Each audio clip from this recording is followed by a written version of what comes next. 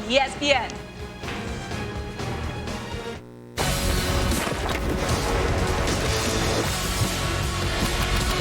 Welcome to College Football Playoff Selection Show, presented by AT&T 5G. Uncertainty has engulfed the entire season, but today is a day for judgment. Selection day for the College Football Playoff. Data and debate, metrics and merit, questions, circular logic, perhaps some exasperation, but also cornerstones of clarity.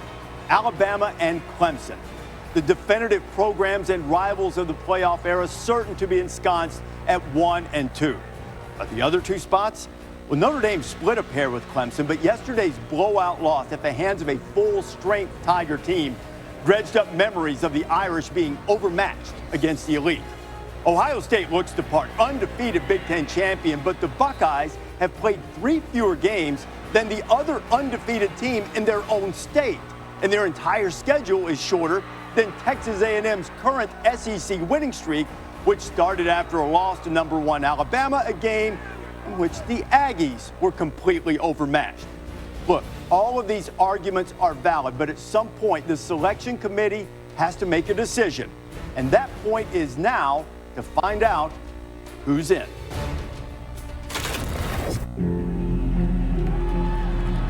Uncertainty. If that's been the word of this year. The truth is, it's their word every year. Every season, every game, through promise and pain. For all they've fought against, to have this second in time to know how they rank and where they stand. It's why they've persevered and played, continued and competed. Conclusive and decisive, brutal and final. If we can't play in this league and be in the playoffs, something's wrong. To be the answer to the question, the proof to the doubt, the fact to the theory. The College Football Playoff. Who's in?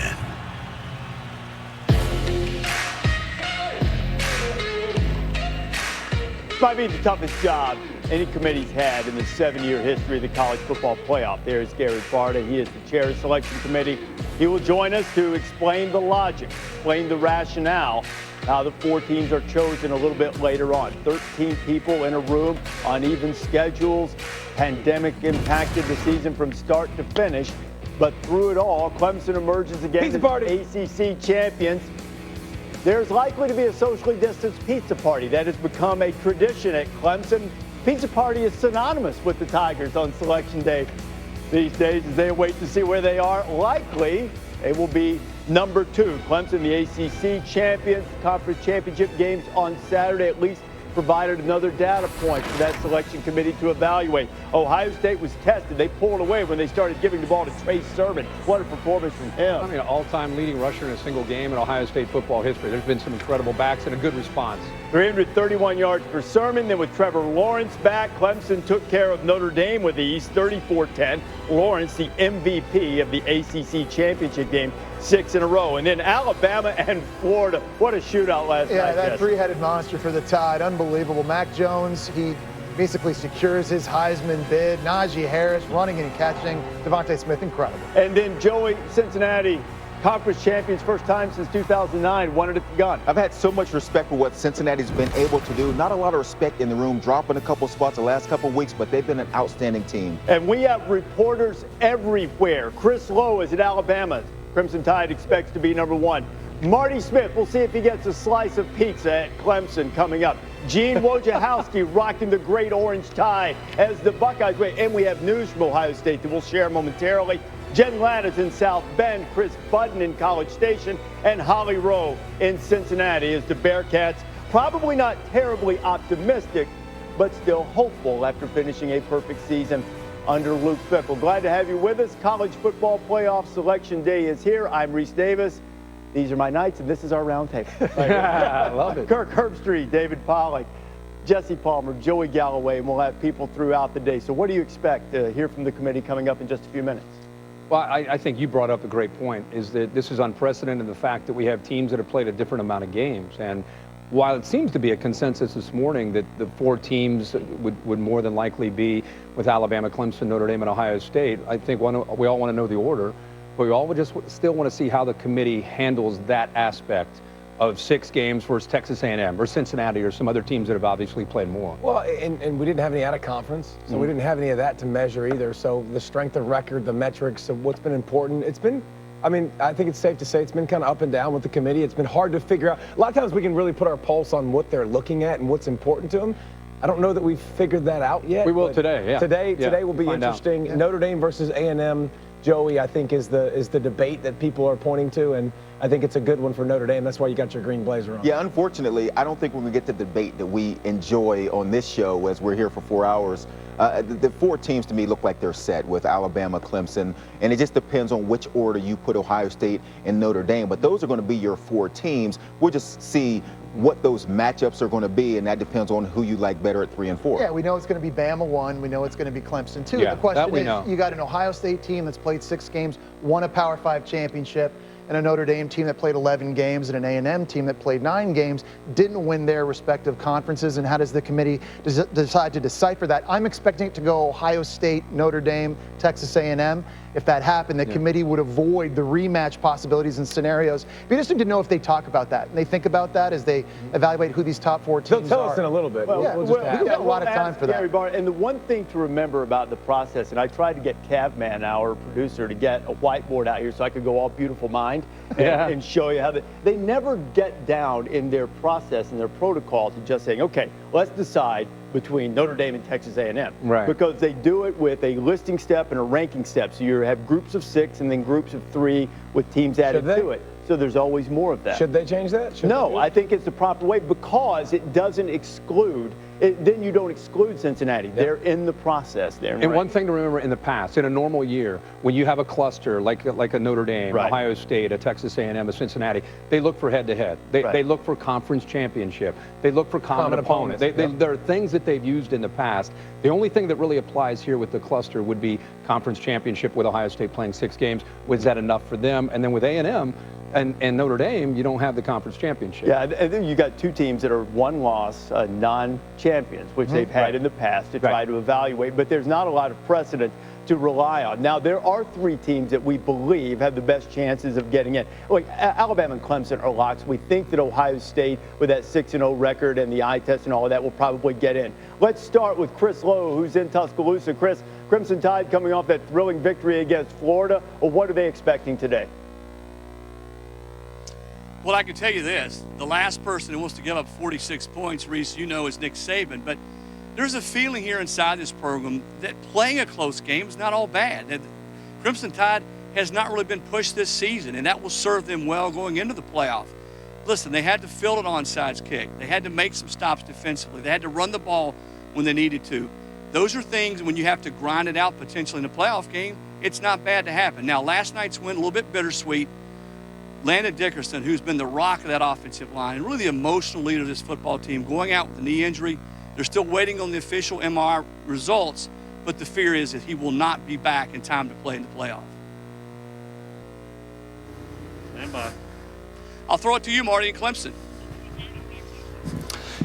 Thank you, Chris. Good morning. As we know, Dabo Swinney is the king of slogans. His message to his team at the outset of 2020 vision, double-double mission. Well, they achieved that double-double last evening by winning a 6th consecutive ACC championship. That means they're just the 3rd FBS program ever to achieve double-digit victories in 10 consecutive seasons, but it has not been easy. Swinney said it's always hard to win 10 games in a year, but in 2020 he called it, quote, miraculous. Earlier last week I asked him to describe the journey for this program. He said total chaos, uncharted waters. It's like driving on unfamiliar roads in the dark with no headlights.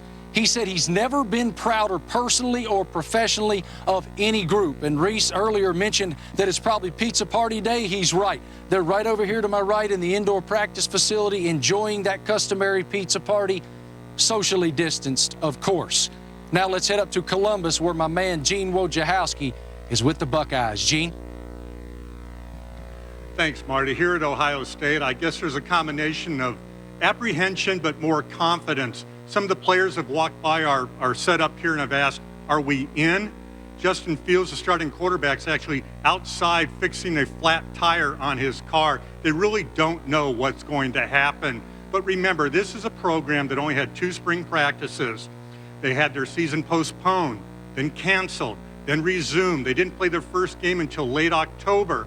They've had 3 regular season games canceled, but they still found a way to win 5 regular season games, win the Big Ten championship against Northwestern. Northwestern head coach Pat Fitzgerald certainly endorses the idea of Ohio State making the playoff. And Reese, Brian Day, after that game last night, said, look, if I could pick one team to play any game against anybody else in the country, I'm taking Ohio State. And Gene, it remains to be seen just how close to full strength Ohio State will be. Gene reporting earlier this morning that Ohio State has gotten word from the Big Ten. The decision has been made. Now, what that decision is, they don't know yet, about whether the protocol the Big Ten has implemented of having players who tested positive for COVID out for a minimum of 21 days could be adjusted. Now, we don't know the answer to that yet. Big Ten apparently, according to some reporting that Gene did, has made it a decision. We'll find out what that decision is a little bit later on. So if those 3 teams are in, there's still one more spot. And we don't know for sure if Ohio State is in the field, but that seems likely. 3 others vying for 1 spot: Notre Dame, Texas A&M, and we think Cincinnati, though they haven't gotten a lot of respect in terms of rankings from the committee up to this point. Let's start in South Bend with Jen Latta. Jen? Hey there, Reese. Sometimes you just have a bad night. That is pretty much how Notre Dame quarterback Ian Book is summarizing his team's loss to Clemson in the ACC championship. Today, I'm told the team is disappointed but confident. They believe it was the anomaly because you look at the other 10 games they played this season when they were consistent, when they did execute, and they think that that should stand for something. Brian Kelly saying, testing your team week in and week out matters. They also are hanging their hat on those 2 top 15 wins, Clemson and, of course, UNC. But this team, guys, is confident that if they get back out there and are able to wash the bad taste they have from this game out of their mouths, they would perform at a high level again. Today, no pizza parties here in South Bend. They did do COVID testing a little bit earlier. There is a grab-and-go brunch. The TVs, of course, will be tuned in to this very show. Guys are welcome to kind of stay around for a few moments and watch, but also encouraged to keep social distancing. Obviously, Notre Dame hoping that they did enough throughout the season to prove to the committee that they can be the very first team to lose in a conference title game and still make the college football playoff. We'll see. Now we'll send it over to Chris Budden, who is with Texas A&M. Thanks, Jen. You know, it was quiet here in College Station all week leading up to their final game against Tennessee. Jimbo Fisher didn't want to get into the debating until his team took care of the Vols on Saturday. And as soon as they did, he let the campaign begin, telling them that, hey, they went 8-1 in an all-SEC schedule. That only loss was back in early October against Alabama, back when they had a healthy Jalen Waddle. They then finished the season with 7 consecutive SEC wins, and Jimbo Fisher noting that's more games than some teams played all season. A slight edge to the Ohio State Buckeyes and their schedule. Now, things are very relaxed around here. The players are coming up to get treatment, a few shouting out their car window, "Are we in yet?" Kellen Mond told me he is feeling good about today. And they got an extra vote of confidence from Athletic Director Ross Bjork, who said this morning, "We hope to be in the top 4, and we expect that." Now let's head to Cincinnati with Holly Rowe. Thank you. I'm here in Cincinnati, where the Bearcats have won 20 straight games in this stadium behind me. Last night, they took care of business to win their conference championship game in a blinding rainstorm in freezing temperatures. Luke Fickell told me after the game, "We deserve to be considered." They have done everything the committee has asked. They're undefeated at 9-0. They're a conference champion that the committee tells us is important. They also have 3 top 25 wins this season. Their quarterback, Desmond Ridder, told me after the game, with tears in his eyes, We have overcome so much adversity. We believe that we are a great football team. And guys, they are having a very quiet morning as well. They've had to COVID test this morning after being here till almost midnight last night. They are excited to see if they're in, but they're also very realistic. No group of 5 team has ever made it into this playoff conversation, but they believe they're deserving. The word they continue to say is we deserve to be considered. And if you really look at the stats, if you're looking at the eye test, guys, they are one of only 2 teams in the country to be in the top 20 in both scoring and total offense and defense. The other, Clemson. That's a pretty good eye test, and the Cincinnati Bearcats hope they will be fairly considered. Reese? Holly, it may well come down to the fact that because of the pandemic and the lack of inter-conference games and non-conference games that Cincinnati wasn't able to prove it on the outside, and part of that is reflected by what you see in strength of schedule. The Bearcats ranking 77th, that's 10 spots below Ohio State, while Texas A&M and Notre Dame are both in the top 15 in the country, and all of these things are part of the mosaic that you put together a picture of these playoff contenders and try to make the best judgment you can. And once you put in the full body of work, then the full body of talk comes to play, Paul. It feels like election season all over again, doesn't it? Like it's all the politicians are standing up there and telling you what you need to know about their teams. And this is why it would be really cool to expand the playoffs and be more inclusive. But it is fun to watch teams. Listen, they're supposed to go to bat for their team, right? Like I'm supposed to believe that we've got a great shot to win this thing. We should be in. We deserve to be in. The kids love hearing that on their teams. I can promise you that, and they'll fight for that. But it is definitely politicking going on. Well, if you think about these teams that are trying to stand up for themselves, the coaches, of course, we hear that every year. I'm going to stand up for 2 teams that aren't on any of these graphics. That would be Georgia and Oklahoma. You know, I mean, I know we're focused on these other teams right now about, you know, their resumes. But if you want to just put teams right now at the end of the season on the field that you don't want to play, I don't know about you guys, but Georgia right now with JT Daniels, Oklahoma. So, I mean, we could expand this as far as you guys want to go. 8 would be great. 8 would be great. 12 would be great. I mean, if you give the Peaking top 4. at the right time. Huh? Peaking at the right time. Yeah. Yeah, no doubt. You know, I think that the big discussion coming up here is going to be who's the 4. Is it Notre Dame?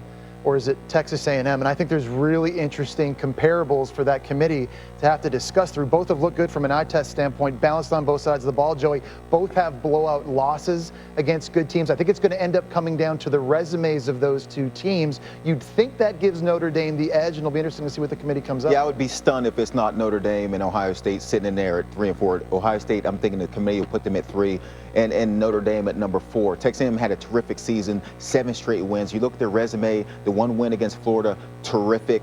The other wins, not so great. I see them staying out. I don't think this is really a debate. The only debate, who's at 3, who's at 4. And real quick, the other debate with Coastal Carolina, we haven't even talked about them with Cincinnati, just based on the wins that they had. If they had an opportunity to play, don't you think? Yeah, they were able to play Louisiana again, but that game was postponed. But you're right, a lot of their numbers are very comparable to Cincinnati, at least in terms for that New Year's 6 bid. Now, one other team that I would stand up for, if Florida hadn't blown the LSU game, can you imagine a 3-point loss to A&M and then that game? Can you imagine watching that game last night if they didn't blow it against LSU? What was at stake? Okay. Wow. Yeah, I know. Amazing. Yeah. All right, I want to remind you of this. We haven't seen the rankings, but I'm told they're in. The most powerful man in college football right now is our graphics operator named Zach, because he's putting in the rankings, and we're going to see them all together coming up. Gary Barta will answer some questions about it. We're going to show you the rankings and who's in college football playoff. And I haven't lobbied, I haven't said a word, but I'm going to know that you're 8-1 in the SEC. We lost to the number 1 team in the country. I don't see somebody else go 8-1 in this league. And I've watched the games. I've seen everybody. We can play with anybody. We've got 2 top 15 wins. We've got a win over this Clemson team that was number 1 in the country. I don't know that anybody has a resume that has those 2 wins. And we've played 11 games. I think that puts us, as without question, as one of the top 4 teams in the country. I got to tell you what, this is one of my favorite teams I've ever been around. They've been through so much, and they just don't flinch. And I'll say this: if we had to play 1 game against anybody in the country, I'll take the Ohio State Buckeyes. College Football Playoff Selection Show is presented by AT&T 5G and in part by Allstate. You've never been in better hands. This is the new iPhone 12 Pro with 5.com. You're watching College Football Playoff Selection Show, presented by AT&T 5G.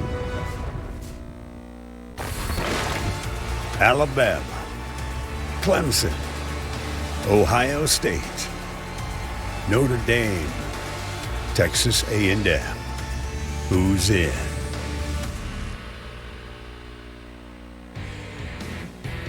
College Football Playoff National Championship Trophy presented by Dr. Pepper. That is the Holy Grail. This is the 7th year of the playoffs, started in 2014.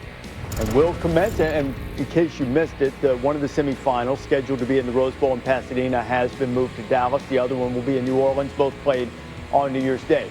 This is a college football playoff selection criteria. They rank the teams based on the committee members, 13 of them, evaluation of their performance on the field. That pretty much is self-evident. Some of the criteria: conference championships won, strength of schedule, head-to-head, comparison of results. Now, the criteria is only loosely binding. It's something they use in their total evaluation to rank these teams, with the object being the 4 best teams, not necessarily what has been termed most deserving, although in my judgment, if you're going to be best, there has to be a deserving component within the definition of best. So I am told that we now have the rankings, at least the top of them in.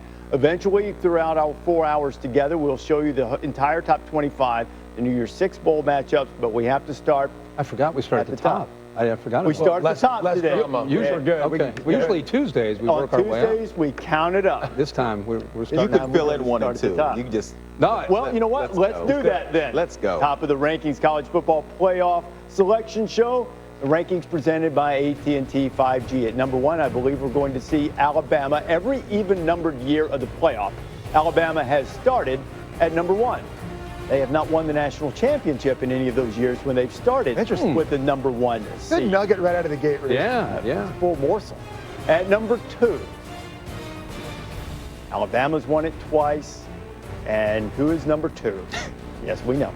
The Clemson Tigers, they've also won it a couple of times. Finished runner-up last year, losing in the national championship game to LSU. So there is no surprise. We could have done that before the season. We could have started. Perhaps, and let's see what the reaction is in the pizza party. Golf clap. Golf clap. Let's get a quick stretch. Sixth straight college football playoff. Here we go. Get some pizza. The top 2 teams, there have been 7 playoffs, and the top 2 have been in 6 of them. They missed different years. Clemson missed the first year. Alabama missed last year. So order has been restored. Now, are you going to 3 or are you going to 6? I'm going to 3. Oh, we're about to find out what's up right now. We're going to find out what's up right now. So at number 3. Drama. Oh, my goodness. Wow. Ohio State. And the big number that you see, 11, 10, 6. But it didn't hurt the Buckeyes. So the Buckeyes are in at 1, 2, 3. And for the second straight year, Clemson and Ohio State in a semifinal. And the way that game ended last year, some controversy. There's going to be some hype and buildup of obvious that aspect of it. But remember, because Ohio State was in the top 4 last week, you talked about it, they could win almost with a safety. It wouldn't have mattered. If they were going to move them, they would have moved them last week. And the fact that they won the Big Ten championship, I think everybody expected them to be where they are. And I think also, don't you think it was a product of the way Notre Dame lost? You know, if Notre Dame had lost. In a competitive game, they're sitting at 3. Yeah, maybe. But you might have tried to avoid the rematch. But here we go at 4. To answer that question. Right. Yeah. Right. No, we're not going to go to 4. We're going to do something. We're going to do something else. Take some time right here. Yeah, we're going to walk it off right now. Oh yeah, you know. So look, I want to be clear about this, because Ohio State fans, I don't know if you guys particularly are aware of this. Sometimes they get sensitive when you say that. Are you at all surprised with the 6 wins? They're really good. They can win the whole thing. Absolutely. They've only played 6 games. But is this justified to have them at number 3? Absolutely justified. This is a football team that, from the very beginning, before they played a game, everyone thought they were a top 4 team, a top 5 team. They played 1 game, they're already up there in the AP rankings. Yeah. So the respect for this team has been there all along. They go 6-0. Of course, they wanted to play more games. Sure they did. Everyone wanted to see them play more games. That's not their fault. But to go 6-0, a Big Ten champion, beating a top 10 team in Indiana, now knocking off Northwestern. Number 3 is where they belong, and they've earned it. Nothing was given to them. They've earned it, and they deserve it. I think if you're in the committee, you have to be impressed also, I think, sometimes by the way they've won. We've seen Justin Fields struggle mightily throwing the ball in their biggest games against Indiana and Northwestern. Both those games, Master Teague, Trey Sermon, they run the ball, they grind it out. 300 yards rushing against Indiana, 400 against Northwestern. They've had to win games shorthanded without their head coach, without offensive linemen, key players on defense. I think winning the conference championship, Reese, I think was the tiebreaker for them in the committee's eyes, moving them. I would just add, they haven't played their best game. They played a good half. They've not played 60 minutes yet. Now, I don't know if they're capable of with trying to build that continuity in the next, whatever it is, 10, 15 days to get ready to play their best game, but they've not played their best football yet. You know, and the other thing that we've mentioned with them, we'll find out what the Big Ten ruling is, how many of the guys, and also some of it depends on when they tested positive, all of that. And now Ohio State's going to go into this thing by far freshest, and if they get some players back, healthiest team of the bunch by virtue of the fact they've only played 6 games. So now we know 1, 2, 3. There's only one more spot for who's in. At number 4. Drama building. Drum roll. Notre Dame. And that's what we expect. We pretty much, nailed that. That's what we all expect. Well, Alabama and Notre Dame will play in a national semifinal. They met prior to the playoff era for the national championship at the end of the 2012 season. And part of the performances like that is why people were questioning Notre Dame, not through the season, but after yesterday. And they're going to hear about how bad they are all the way up to this game, and it'll provide motivation. The question will be, will this be enough to be able to kind of level the playing field? To me, it's not how bad they are. It's just how bad they are relative to how good Alabama is. No, I'm just talking about the game that they played. And I'm not saying they're bad at all. I'm saying they're going to hear that, and it's going to definitely, you know how it is in college football. You get motivated. Coaches love this position right here. Oh, my God. If you're a team, like Ohio State and Notre Dame are the winners here when it comes to that. Where it's like, hey, call us the underdogs, we're on the other bus. Dabo always used that. These coaches love being in this position. We just come off of a bad loss. People are doubting us after the season we had. They will be motivated and come out with an attitude. Okay, and here's where the games are going to be played.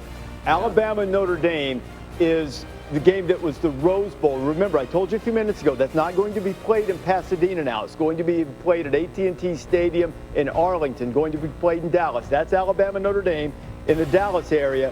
Clemson and Ohio State will be played in New Orleans in the Sugar Bowl. So you have that rematch in the Sugar Bowl, and then the national championship game played in Miami on January 11th. Let's see who is just on the outside looking in. I expect it's going to be A&M. Yeah. Texas A&M is number 5. Now, there was a feeling throughout the rankings that because they lost by 4 touchdowns and their lone loss to Alabama, they had a good win over Florida, really good win over Florida. Yeah. But that they maybe had hit their ceiling. That 5 was kind of it for them, unless, barring utter catastrophe, there wasn't room for A&M to move up, and I think that's probably proven true. I think ultimately the resume is what keeps Texas A&M out of the top 4, and Jimbo will talk about this, 9-game SEC-only schedule, and that's great, but they've only beaten 2 teams with winning records inside the SEC. Maybe, but you say that, and Jimbo's going to look at you and say, Ohio State's strength of schedule is 67, but they beat 2 top 14 teams. Texas A&M beat a Florida team, and that's great. The LSU loss for the Gators really hurt Texas A&M's resume. The only other team A&M beat with a winning record is Auburn. They've got 6 wins, so that's the reality. You lose by 28 points to the number 1 team in the nation. I'd love to know this when you talk to Mr. Barta. Did the committee say, do we want to see Alabama, Texas A&M again in a semifinal? They're not allowed to do. Tell him, Reed. They're not allowed to do well, that. They're not supposed to, but I think his point's well taken. It's human nature. I mean, you think about it a little bit, right? We'll continue this. Let's see who's also at number 6, just behind. I think this would be an interesting case study, just in terms of how they evaluated teams. Who's number 6? Oklahoma. Seriously, skyrocketing. Cincinnati. You don't want to play Oklahoma. Yeah, hey, look, telling you. I don't think you want to play Cincinnati either. And once again, just don't worry about it. We keep seeing that other. Yeah, exactly. It is like you talk about Texas A&M hitting a ceiling. Cincinnati must hit a ceiling also. Yeah, I agree. I mean, they hit it and bumped their head and came back down. I mean, and start moving the other direction. This makes me laugh, and honestly, this is the area of time when the other team, like the other group of 5 teams, should say, look, don't make our own plan. Yeah, either start respecting us or at least tell us why you don't respect us. Like, tell us you're not going to let us get there. Let us know what this is, because we keep watching this thing, and they keep going the wrong direction at no fault of their own. Okay, fair, and I agree with everything you're saying.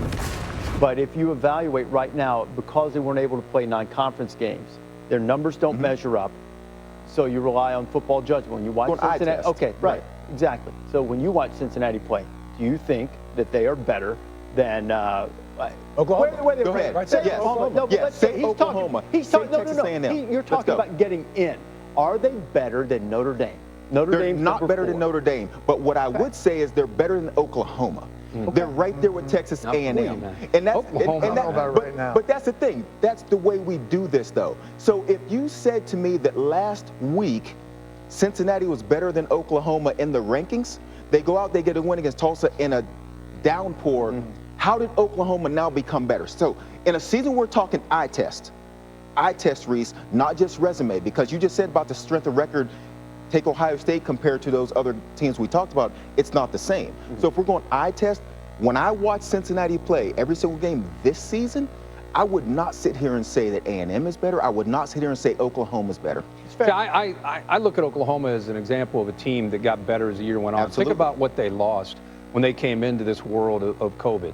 Yeah. You know, CeeDee Lamb, their 2 backs. Trey Sermon ends up at Ohio State. Who just rushed for Kennedy Brooks. Something in the Big Ten. Kennedy Brooks opts out. You lose Jalen Hurts. They're playing a freshman quarterback. They're trying to figure out who they are at receiver, trying to find a back. Stevenson's suspended. He didn't come back. They were a totally different team once he came back. They avenged their one loss where they had a big lead against Iowa State. They weren't able to do it. So Kansas State's a loss. Right. But if you look at the way from the Texas game on, the way they're trending, I'm just, again, put them on a field. I wouldn't want to play Oklahoma right now. I agree with you. I think they're a different team than when they lost those 2 games. Say Cincinnati started 1-2. Oh, we'd have never heard of them again. Right. I absolutely agree with you that Oklahoma has gotten better. What I disagree with is when we start doing this thing on 2 consecutive Tuesdays when Cincinnati drops a spot when they don't play. So when we come into this weekend, and Oklahoma's ranked behind Cincinnati. Cincinnati goes out, wins their conference championship, and they still get jumped again. That's where I start to have a problem with the only way that's ever going to change is we expand it. Well, I mean, that's it. Agreed. Well, then they need to tell Cincinnati, they need to tell UCF, they need to tell Boise. These teams, tell them that. Well, the only way this is changing if we expand. Maybe so, but there is a way, although my confidence has been shaken a little bit this year, I would say. The way in for a group of 5 team is the opportunity that Houston had, I think, 2016, when they beat Oklahoma, who went on to win the Big 12, when they beat Lamar Jackson in Louisville, won the Heisman Trophy, and was division co-champions with Clemson, but didn't make the ACC championship game because they lost head-to-head in a close game. Won those 2 games, but then they didn't handle their business in conference. That type of resume could potentially get you in. Well, and it's the other thing to remember about Boise State. Remember Boise State? They build a brand over time, and UCF over years. UCF is a different team. If UCF is 5-0, we're all alerted. Uh-oh, they're going to move up a lot quicker. It seems like if you're a group of 5 team, you need a couple years, and your conference needs a couple years of consistency in order to. That's what Boise State did. Before we lose this, I want to point out about the difference between what Oklahoma accomplished yesterday and what Cincinnati accomplished. Exactly. That's what they beat Iowa State. Number 6 that we also talked about on Tuesday night. Why were they at number 6? We're talking about a number 6 that lost. I get what you're saying if we're looking at numbers and looking at resumes. In this season, when we're looking at the eye test. Joseph, you put Oklahoma on the field with Cincinnati. Dead serious. You put Oklahoma right now, the way they're playing. Forget about the rankings. Oklahoma, the way they're playing today with Cincinnati. Who you honestly think? With Cincinnati, the way they are playing, not just today, the way they played all season long, that defense of Cincinnati, not just man-to-man, punch you in the mouth, knock you out, the schemes, the things they do, absolutely right now, I feel very confident they could absolutely jump on the field with Oklahoma. Okay. Does that mean beat them, or does that mean just jump on the field? Well, he said put them on the field. And they'd win. Would they win the game? They win? All right. I would take Cincinnati. Bear, what's that spread of Oklahoma-Cincinnati? You got that? I'll tell you. Yeah, because Vegas is always Bear, right. Bear, I just got a note from my buddy Danny Sheridan, Bear, at least as it pertains to, I'd asked him this morning. Ohio State, Cincinnati. Ohio State, 20-point favorite. Oklahoma, Ohio State. Ohio State a 15-point favorite against Oklahoma. So it stands to reason that the odds makers wouldn't put Cincinnati in that group, right? No, not at all. I think the problem is people out there get so infatuated with the zero in the loss column. And that is an accomplishment. That's a goal. You win your conference. You win every game. But at the same time, you're operating under the assumption that all teams, all conferences are created equal, all schedules are created equal, and that's just not the case. And Kirk mentioned Oklahoma. Like, one of the reasons for the playoff and why people were steering towards a playoff was maybe it would allow a team like Oklahoma, who you lose a couple games. Remember the Florida State argument in the 80s and 90s when Miami would beat them? And by the end of the year, Florida State's the best team in the country. I only wish they could get a shot at the title. That's kind of, I think, where we are with Oklahoma right now with what you're talking about. I think this Oklahoma team right now is better than some of the Oklahoma teams that have gotten the benefit of the doubt into the playoff over the last couple of years. But I think the committee made the right decision with Notre Dame getting back to 4. Notre Dame, I think they made the right choice with Notre Dame at 4. Notre Dame, Oklahoma would be a 3-point dog to Notre Dame. Notre Dame, Texas A&M, just for the record, would be even. At least that's according to our good friend Danny Sheridan. So right now, Rose Bowl game presented by Capital One. Remember, again, I keep reminding you of this. It's going to be played in Dallas, Alabama. Opening as a 17.5-point favorite against the Fighting Irish. And then the All-State Sugar Bowl, Clemson is a touchdown favorite against Ohio State. And we can only hope that that game lives up to what it was last year when they met in the semifinal game. A great win that Clemson pulled out. Joining us now is Chris Fowler, who will be calling a semifinal game and also the national championship game. Chris, I don't know if there was a ton of controversy leading into this. I think we all sort of felt like this is the way it would go. What's your reaction to what you've seen from the committee in the top 6? Yeah, Reese, as you know, it's always the what will happen versus what should happen conversation. Sometimes they're very different. Committee, having waited in Ohio State in recent weeks, as you guys said, made it pretty clear they were not going to drop them after winning the Big Ten, even though it wasn't their best game against Northwestern. But if you talk to the coaches, the what should happen debate doesn't include Ohio State getting into this bracket. And I've never heard in the 7-year history now of this playoff, coaches of teams who are tracking towards the playoff, like Dabo Swinney and Brian Kelly in this case, so vocal about another team being included they don't think is deserving. And it was Ohio State in their case, not personal, they said, just the fact that they were well acquainted with how tough it was to get their team ready and on the field and through Saturday after Saturday, and to only do it 6 times wasn't the same as doing it 11 times. So they strongly felt that Ohio State or any team in that position should not be included, which makes it, as Kirk alluded to, a very salty backdrop for Clemson, Ohio State when they collide on there in Arlington. Yeah, it's going to, the backstories will be a lot of fun for sure.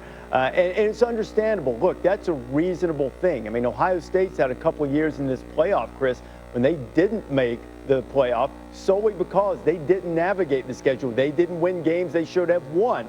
So we'll continue to talk to Chris throughout the day here as our college football playoff selection. Of course, Chris will be the voice of the national championship game and one of the semifinals. Trevor, you guys know where you're going yet? Semifinal yet? Has that been decided? No, I do. I don't Guarantee know. you, it's got to be Alabama. Though. I know where we're going. All right, well, we'll see. Guys, care where we're going? Anyway, Down the hall.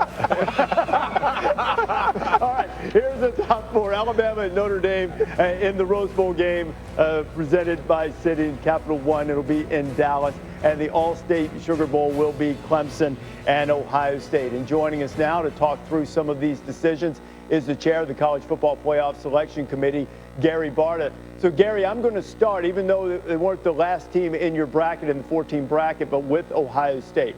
Why did the committee decide, contrary to what a lot of accomplished coaches have said, that 6 games justified enough resume to put the Buckeyes into the field? Well, the committee decided that Ohio State belonged in the field because they're undefeated. They had beaten 2 ranked teams throughout the year, including last night, and they won their Big Ten championship. So that's why the committee decided it. Certainly, we've talked a lot since the beginning of the year that there would be a differential in number of games played. But in the end, it came down to the committee feeling strongly that undefeated, beating those ranked teams and winning a conference championship. But a conference championship that is about half as long as some of the others. Was there objection in the room in terms of the discussion to the number of games that Ohio State played?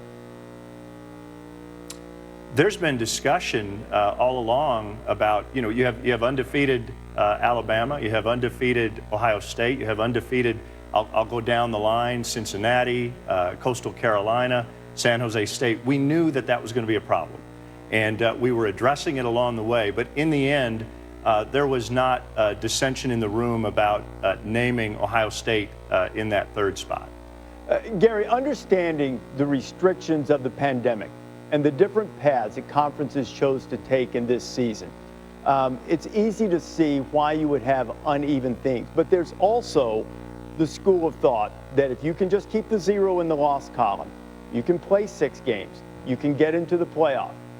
What impact do you anticipate this has on scheduling in the future? Because teams could say, look, I just have to keep the 0 in the loss column. Doesn't even matter how many games I play. What's your reaction to that? Well, as somebody who lives on campus and deals with scheduling, I can tell you there's never been a season like 2020 coming into this year. And I certainly hope, for a lot of reasons, that there won't be a season like this again. So I think it would be a challenge to use this year, the pandemic year, to try to estimate how one should schedule their football seasons in the future. And I really don't think that'll happen because I think people do realize that this was an extremely unique set of circumstances. And I think many would believe, but perhaps some skepticism, that this could be a one-off situation. For the last spot, you had Notre Dame 4, Texas A&M 5. Both teams, one-loss teams with decisive losses at the hands of the teams that you have 1 and 2. What gave the Fighting Irish the edge over the Aggies? Well, you painted the picture of two teams that have really similar resumes. They've played similar schedules. Coming into this weekend, Notre Dame was undefeated. They had beaten the number 2 team now in Clemson, and on the road against the number 13 team in North Carolina. And Texas A&M's top win was against a very good Florida team. So very similar resumes, but in the end, the committee felt like Notre Dame had earned its way there based on the complete analysis of the resume, and that probably came down to having an additional win against a ranked team. And then in terms of the matchups, and the Rose Bowl game has been moved from Pasadena to Dallas. Historically, an SEC champion would go to the Sugar Bowl. Why was the Alabama-Notre Dame game placed in the Rose Bowl in Dallas?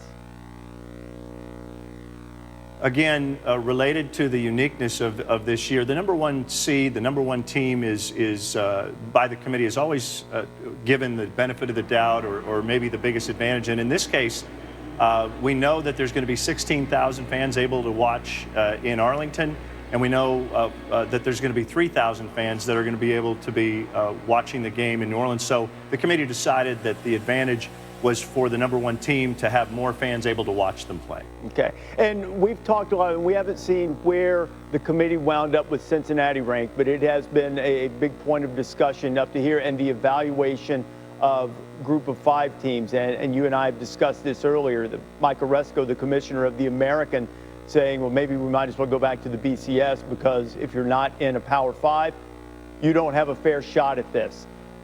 What held Cincinnati back? What kept them from, I mean, obviously they weren't in consideration at all for the top 4. They're not even in the top 6. Well, I don't know that anything held them back. The committee has great respect for Cincinnati. They're undefeated. They won their conference championship last night in a last-second field goal. A terrific team, but it's comparing them to the 6 teams you see on your board. And it was just believed by the committee that those resumes are stronger overall than Cincinnati's resume. All right, Gary Barta, who is the chair of the College Football Playoff Selection Committee, joined us on Tuesday nights all year. We appreciate that. And when we reveal the rest of the rankings and the matchups in the New Year's Six Bowl, which also the charge of the committee, Gary will join us once again. That'll be about 2:30 Eastern Time. Gary, thank you very much. All right, Gary Barta there. So what's your reaction to what you heard? I thought he made a strong statement when he said that the 6 games almost wasn't even a factor. You know, all of us on the outside were like, oh, how's this going to play in? And coaches even said, this isn't fair. We're playing 11, they're playing 10, they're playing 12, they're playing 6. There's no way. They should have to go through it. In that room, whether you agree or disagree, it sounded like it was almost like. He said no dissension. Nothing. Yeah. Nothing. I mean, he made it very non-factor. I find that difficult. The 13 people, there wouldn't I'm sure be they somebody in discussed that it, room but just based on what he just said. No, I know what it didn't sound like there was a lot of. You know, the first thing he said too with Ohio State was, and he says this a lot, is undefeated. Like, as much as you want to talk about like scheduling in the future, undefeated matters to him. But I would say forget COVID in 2020. You go from 14 to 19. There have been years when teams have been undefeated and they've lost the benefit of the doubt where they played a weaker schedule. Baylor comes to mind in 14 where they played whoever in non-conference, and at the end of the year it kind of caught up to them. Yeah, they lost the game though.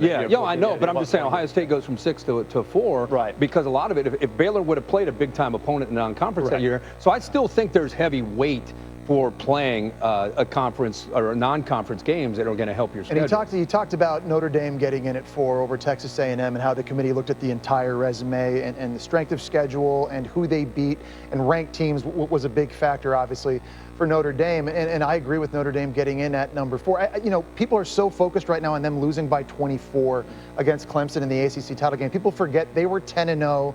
Dominant and complete with big, impressive wins that you can't devalue against Clemson. People forget that North Carolina win. Yeah, and then what North Carolina did against them, Miami. number 10 Miami, and blew them out of the water. North Carolina could end up in the top 13. But I think that really helped Notre Dame. I really believe Notre Dame is justified and deserving and should be in this playoff. And I think Ohio State is capable of winning it all. But I think the argument is valid.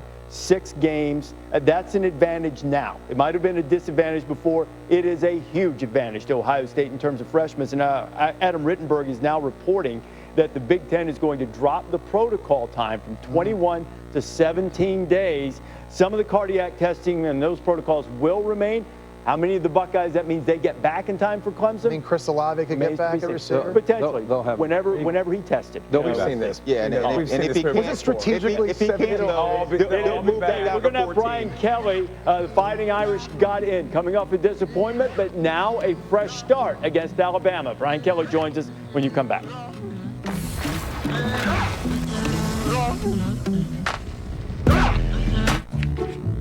Whether a cat Terms. Brian Kelly, Ian Book. Welcome back to the College Football Playoff.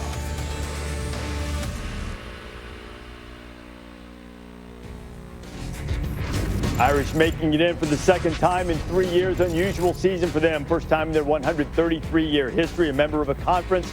Played the ACC schedule, 2020 season only. Biggest test against Clemson in November, and they passed it with flying colors. Trevor Lawrence was out, but the Irish won a classic 47-40, but the rematch in the ACC championship game yesterday went the Tigers' way. Irish gave up 541 yards and able to convert on third down just 3 of 12 times. But still, the entire body of work, as the committee likes to say, was enough to get Brian Kelly's team in, and he joins us now on our College Football Playoff Selection Show. Brian, after the game yesterday and then waiting up until the announcement, how would you describe the level of anxiety in terms of whether your team would be in?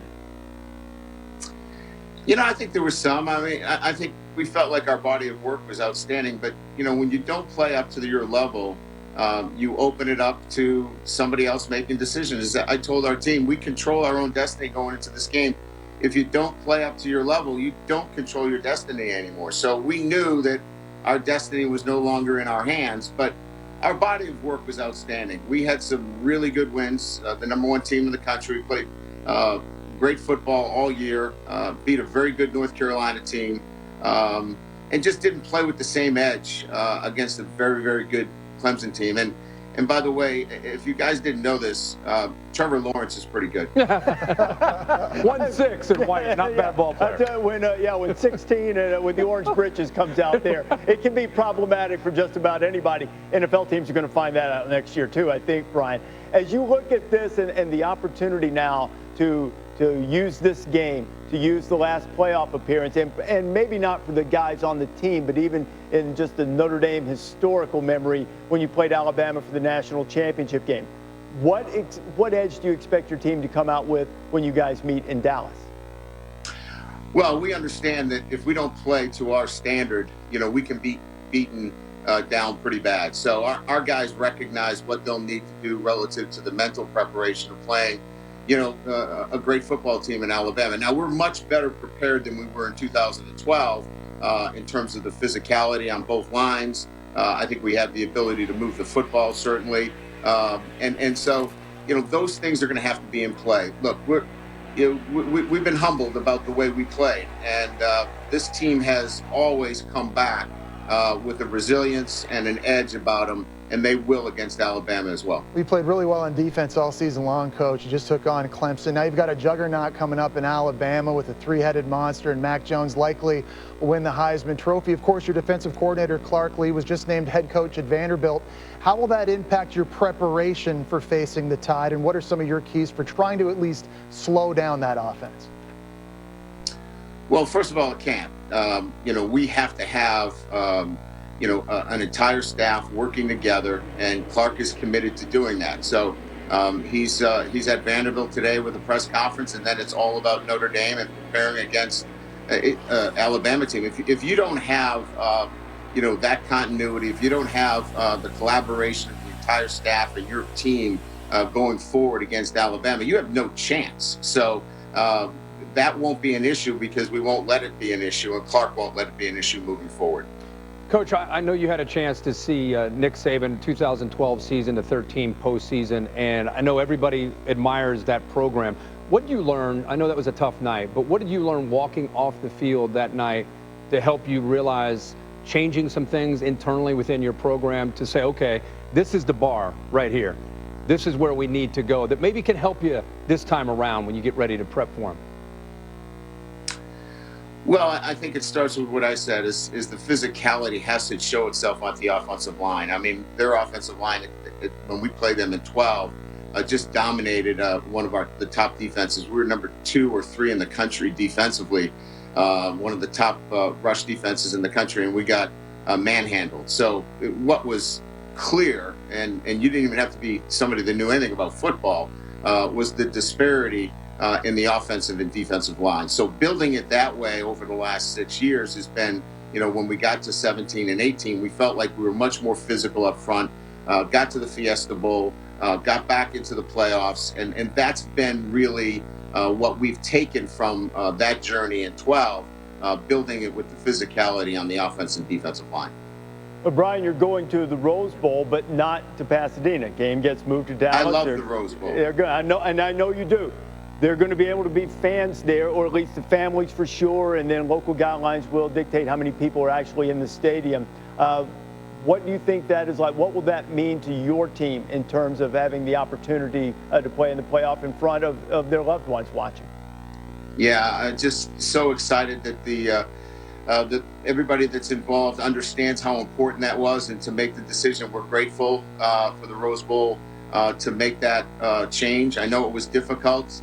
There are a lot of things that go along. There's television, and I'm just really grateful that everybody was able to sit down, think about it, that this makes sense to get the families to the game. It wasn't really about the fans, because our guys have done well without fans.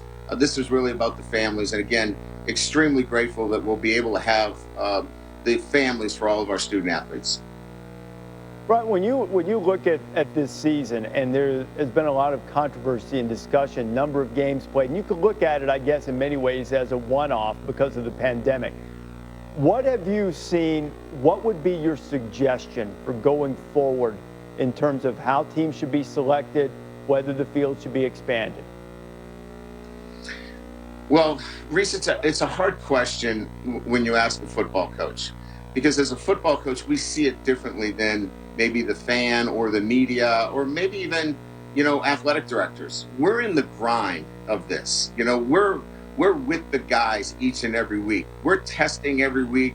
We're getting over to the building. We're going through training. We're making sure what injuries that we have to manage, who's out, who's not out. And when you do that over a much longer period of time than somebody else, you just look at it differently, and not in a way that is disparaging, but as a football coach, you view it differently. And so that's the narrative that is different. If there were 13 football coaches in that room making a decision, I'm going to tell you it would be a different decision, but it's not. And that's fine. But that's why you get varying opinions on this relative to the amount of games, because we just see it from a different perspective because we're in the grind every single day with these guys. Okay, Brian, well, let me ask you about that. If there were 13 coaches in there, what would be different about this field? I think we see games matter. We think that the amount of games that you play certainly do matter, because you can be a different team in week 7, week 8, week 9, week 10, week 11. And you can be fresher as a team. There's different things that come in when you don't play as many games. And so I think if you're asking football coaches that question, it would take on a different life. Hey, Brian, what you had to overcome and what all coaches had to overcome, you guys have been through adversity your whole lives. You build your program on overcoming adversity. How will 2020 stack up in everything? Obviously, it's unprecedented. How would it stack up in anything that you've ever had to deal with as a coach? Nothing compares to it. Nothing. But I will say this. What we take away from this as coaches that have gone through this is the resiliency of the student athlete and what they are capable of handling, and what they can do from a discipline standpoint, what they can do from an attention to detail. What we can ask them to do is amazing. And as coaches, it's invigorating because we see the young men that we have in our charge and the sacrifices that they can make to get through this and play all these games. So in one sense, it's something we'll never see again, but in one way, it'll be probably the most memorable season that I've ever had. From a practical standpoint, Brian, in your previous and everybody's previous playoff lives, there's been more time to prepare for the semifinals. What happens now in terms of calendar in the less than 2 weeks away from playing a semifinal game against Alabama? Yeah, so, we run right into the holidays, which generally, Reese, you allow your team to go and spend some time with your family at this time. You release them, let them go home for a few days, bring them back. We can't do that. We've got to keep them in our quasi-bubble situation, so they won't be with their families through the holidays. We'll try to do the best we can in creating a holiday atmosphere around the football building here. So a little bit more difficult during these holidays, but well worthwhile. And they'll tell you right now that they're willing to make that sacrifice to be in the playoffs. Players and athletes have made a lot of sacrifices in terms of what they're accustomed to be able to play the season, and certainly for the reward that you guys are playing for, they're willing to do so. Brian, congratulations on making the playoff, the Rose Bowl against Alabama. We look forward to seeing you in Dallas.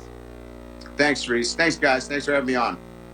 All right, Brian Kelly, the head coach of the Fighting Irish. Now, the Irish did set a record by having the largest regular season loss by an eventual playoff team, eclipsing Georgia by a point. Had Texas A&M been included, they would have broken the record too, because their loss was by 28. Of course, Notre Dame also has a victory over the team that beat them on their resume. Ohio State is the 3rd seed. They'll take on Clemson, the Buckeyes' biggest win of the season back in September when the Big Ten decided to play a season. After some push from some of its members, Ohio State was involved in that. Buckeyes' biggest test on the field came against Indiana. They had a huge lead. Hoosiers roared back, and Ohio State was able to win the game 42-35 against a very good top 10 opponent.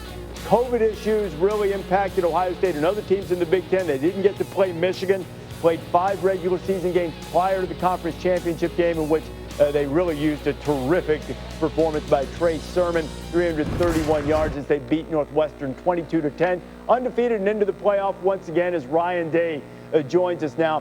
Ryan, I know you and I have talked this week about the number of games and evaluating that. How would you describe your level of anxiousness and how confident you were about whether your team would be included? It's such a strange year. And I think the thing that I just keep going back to is I've just been so inspired listening to the stories of so many teams that have been through so many challenges this year. And the theme that you just keep hearing over and over is overcoming adversity. And I think, we're no different here. I mean, there was a time where we didn't have anything. We didn't have a season. And here we are, ranked number 3 going into the CFP. And so it's been kind of that way all year. You talk about anxiety. There's been anxiety for a long time. Given how much that's happened over the last calendar year, it almost seems as if that great game between your team and Clemson last year happened 12 years ago, but it was the last time you were on the field in the playoff, and now you get another shot at the Tigers. What does that mean in terms of having your team have an opportunity to take another shot at Clemson? Well, in the offseason before we went on quarantine, I mean, that was a loss that was fresh on our minds. And then, as we went into, quarantine and then through the preseason, we wanted an opportunity to get back to this situation, to go win the whole thing. And when guys were fighting for a season, they wanted to go play for a national championship. Certainly they wanted to win a Big Ten championship, but the number one goal was to win a national championship. And the fact that, we're right back here again against Clemson, it's exciting for our guys. And, we're going to have to play our best game of the season, which I'm not sure if we've quite played yet. There's just been so many things and, different disruptions that have happened for us this year. But we're really hoping to get everybody healthy and we can get everybody, in one piece here as we go into this game. Coach Day, you can't control the number of games you've played with the cancellations and all the stuff that goes on. But I have to know you've heard coaches around the country saying playing games are important. Have you heard that? And what does that mean for you, or what does that mean to you and your squad? Well, like I said, I totally respect everybody's situation because everyone's gone through different things this year. Everyone's gone through different challenges. When I just focus on this team because I just know how special these guys are and everything that they've overcome.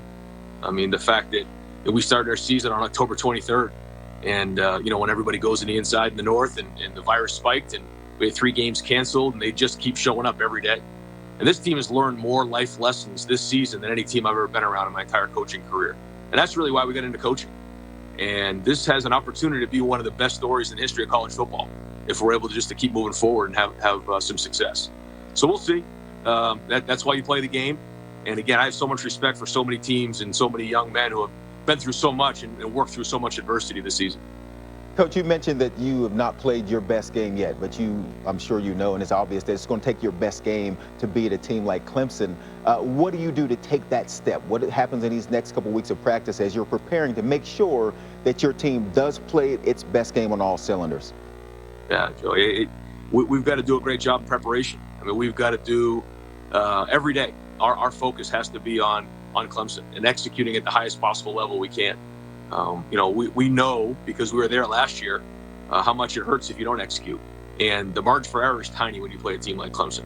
So we have to learn from what happened last year and win all those 50-50 plays. We have to do a great job in all 3 phases. We got to do a great job in the red zone. We got to do a great job on third down. We got to do all those things that matter in big games. And if we do, that'll give us our best chance. And Coach, throughout the season, you've had to deal with and overcome COVID in a variety of ways. I think a real turning point for you guys and a key moment was your game against Michigan State. The last time we had seen you guys play was the win against Indiana. You gave up 491 passing yards. Justin Fields threw 3 picks. I think a lot of people were wondering if you guys really were a top 4 team. Your game against Illinois gets canceled. You fly out late to Michigan State. You guys aren't even sure if you're playing. You're not there to coach. You're down 3 O-linemen and tough Borland. How important was that for you guys, do you think, to win that game by 40 points? And what kind of impression do you think that made? I mean, I think it showed a lot about our team. I think you're right. That Indiana game was a strange game. We were up big at halftime and then kind of let them back into it, gave up too many big plays. But that was a top 15 win. And then, we get hit with an outbreak. I get hit with it. We lose 5 starters. We're not really practicing the way we normally practice. We're not meeting the way we normally meet. And we're missing guys all over the place. We go up there and play the way we did at Michigan State. And then this week, we got over 20 guys, 2 full-time coaches out this weekend. And Chris Olave, Baron Browning, some really good players were with us. And we were practicing with them for about a week. And then towards the end of the week, we find out they're not with us. But the fact that we keep overcoming all these things, again, I think shows the strength of this team. Hey, Ryan, I'd like to ask you about continuity and rhythm, especially on the offensive side of the ball. You touched on it there a little bit, but you have 12 days. And after the last 4, 5, 6 weeks and what you've been through, it's clear when you watch your team that you're not quite consistently living up to the potential of what it can be. How do you, in practice, create that continuity? How do you find that rhythm so you're hitting on all cylinders or what you're capable of doing when you take the field on the first? Well, first off, you got to get everybody practicing together as one. Yeah. I mean, that's the problem we've had. Guys have been kind of in and out, but they just keep finding a way to win. But I think that we get Chris back, we get some, now the offensive linemen, some of the, 3 of those guys, this was their second game in a month. So it's just that's been the challenge. But I think us all practicing together, practicing at a high level, understanding that we're going to go good on good the best we can to get the best look we possibly can to keep the timing up, I think gives us our best chance. Ryan, we've had word that the Big Ten is planning to reduce the protocol in terms of the length of time that players who've tested for COVID will have to be out. So how soon in this process, this 12-day window, do you anticipate being able to have your guys out there and all of your guys out there to be able to go good on good in practice? Well, for a lot of those guys, it's 10 days, and then they have the cardiac workup, and then they're able to start getting back to practice. Now, when they're able to go play in a game, I know we're all kind of waiting to hear from the Big Ten, and that's a Big Ten policy across the board, and I know that they're working on right now. So hopefully, these guys can be symptom-free, and then we can get them out in 10 days. They can clear the cardiac protocol, and we can get back to work. Would that entail the vast majority of the guys who missed yesterday, that they have an opportunity within a 17-day window to be able to play in the Sugar Bowl? A good amount of them, yep. But then there's also some that are really close based on what that number is that we're talking about. Okay. Ryan, thank you so much. We appreciate your time today, and congratulations on Big Ten Championship and making it back to the College Football Playoff. Look forward to seeing you. All right, thanks, guys. All right, Ryan Day, head coach of the Buckeyes. You know what else gets forgotten a little bit about Ryan Day? He only lost one game. Right. As a head coach, it was that great game. He took over a good situation. Yeah, he did. Plus, he has the 3 games. What year was that when he stepped in? Those first 3 games. Yeah. Don't forget those 3 on the resume. Yeah, that's right. So here they go again. These 2 teams, Clemson and Ohio State, have met quite often in the postseason. Clemson winning handily in 2016. A great win in the Fiesta Bowl. This time it will be in the Sugar Bowl. Looking forward to that. We just heard from Ryan Day, and soon we'll talk to Dabo Swinney. Dabo Swinney's team has been in the playoff now 6 years in a row, seeing that familiar face, the Scarlet and Gray, across the way.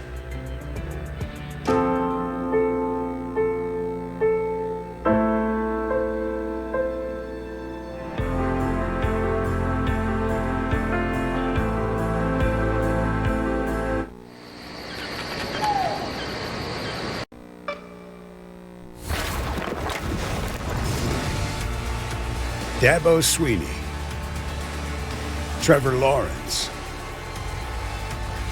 Welcome back to the College Football Playoff.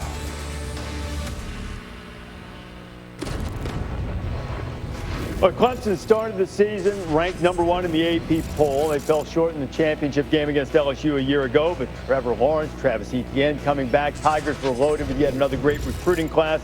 But then they went to South Bend without Lawrence, and DJ Uiagalelei played very well, but the Notre Dame defense came up with big plays, won in double overtime, 47-40.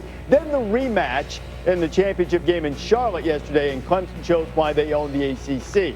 Beat the Irish 34-10. They won their 6th straight ACC championship and move into the college football playoff for the 6th straight year. This time as the #2 seed and looking for their 3rd national championship in the college football playoff era. Dabo Swinney joining us now from Clemson. Dabo, congratulations. This playoff is a little bit different because of the amount of time, or the lack of time, that you have between conference championship game and the semifinals. How do you plan to address that and have your team rested yet in peak form?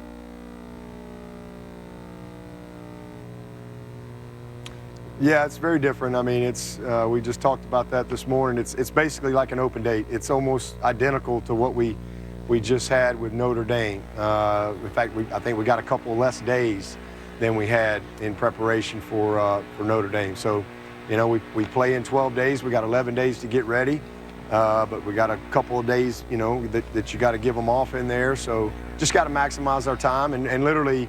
It's not a bowl mentality. Normally we would be off a week after the ACC championship game and then have probably 3 or so weeks to get ready. So it's just treat it like an open date and get ready, maximize your time, and we're excited about it. At the end of the day, you're in the playoffs, and our goal was to win the ACC championship, and if we did that, we knew we'd have an opportunity to be in the playoffs. So just proud of this team, and we got one goal left, and that's win the closer. And if we can do that, it's going to be a special ending. The opponent in the semifinal in the Sugar Bowl is one that you know well, having played Ohio State in the playoff a year ago. What's your reaction to seeing the Buckeyes again, particularly against a Buckeye team that's only played 6 games up to this point?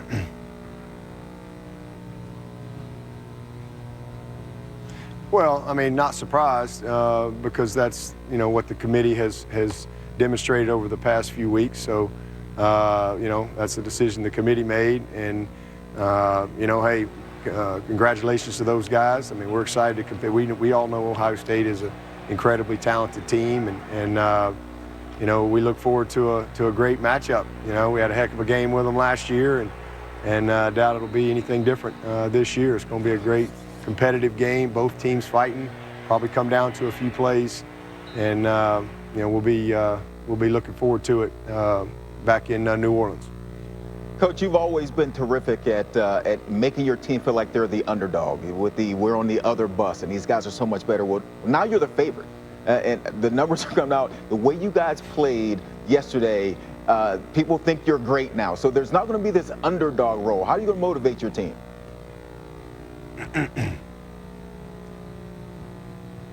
Well, I mean, really just do what we've been doing. I think we've won more games than anybody in the last 5 years, so we haven't been an underdog very much.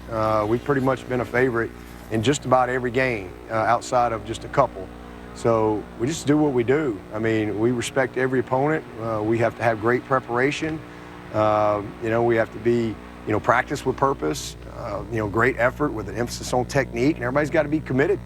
You got to be committed, on and off the field to get yourself ready, in every regard, mentally, physically, you name it. So really just nothing different. I mean, this is something that we know we're going to get everybody's best shot every single week, and that's been the case for a long time. And so, we're just excited to be back in it and look forward to competing against a great team. Coach, I wanted to ask you about your offense. I think coming into this year, we all knew Trevor Lawrence and Travis Etienne and Amari Rodgers. I think a lot of people forget there were a lot of new faces at the start of the year. You had 4 new offensive linemen. T. Higgins got drafted. Justin Ross has a neck injury. He's out. And you've had a lot of less experienced players, lots less productive players over the years, really step up and make some big plays for you as the season has gone on. How pleased have you been with the players around Trevor Lawrence and those guys, and how your offense has really come through, especially late this year? Yeah, it's been incredible, and again, to me, that even further emphasizes the greatness of Trevor Lawrence. In that, if you'd have told me back in March that we weren't going to have Justin Ross, Ngata, and Frank Latson for all and most of the year, and then tell me that we're going to go and throw for more yards than any team in Clemson history. This team broke the 2016, Deshaun Watson, Mike Williams, all those guys, that are all in the NFL now. And so I wouldn't have believed it. So the credit goes to, these guys stepping up, man. Cornell and Amari have been amazing. The emergence of EJ, our tight ends, what we've done with Travis Etienne in the passing game, what he's done this year, rushing and receiving, hasn't been done since Saquon Barkley. And it's only been done 4 times in 20 years. So he's been unbelievable. We've had to, manufacture different ways. But again, it all goes through Trevor Lawrence. And that just, to me, people don't really understand how special he is. So it's been an incredible year. Really proud of our staff and our team for finding a way. People have no idea what football teams have navigated this year and how they've had to sacrifice and commit. And to play 11 games and to be 10-1 and ACC champs, and to have all these guys out, but yet still do what we did offensively, man, I'm just really proud of this group. Coach, speaking of guys that are out, Nolan Turner, the most experienced guy in your secondary, gets a targeting call. I'm not gonna ask about the targeting rule. That needs to be changed. That's stupid. That's for another time, another day. You just decided. You just said it was stupid. I'm just saying we need to get that fixed later on. But talk about what that impact means going into the next game. And you could see on the sidelines, you guys were pretty fired up about it right away.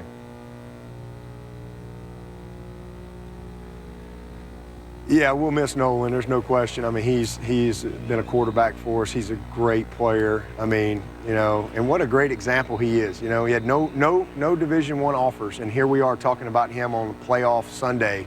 Nolan Turner had no Division I offers, but here this kid is had an unbelievable career. He'll be drafted one day, and he's played as well at safety for us this year as any safety we've had, and so he'll be a big miss for us. But the silver lining in 2020, if you will, is, you know, we've had to play more people than ever. We've started 23 different people on defense this year. That's the most by far since Coach Venables has been here, for sure. We usually average about 16 a year. So we've had a lot of guys get a lot of experience. You know, we got Landon Zanders back yesterday, first game he's played in a while. Zanders. You know, Joseph Charleston's gotten a lot of experience, Ray Thornton, Tyler Venables, R.J. Mickens. So we've been able to grow some guys up, get some experience, create some depth there that we feel good about. So thankfully he's not out the whole game, but hopefully those guys will step up and do a good job till he can get back out there in the second half. Dabo, the one thing that a global pandemic cannot stop is a pizza party on Sunday at Clemson.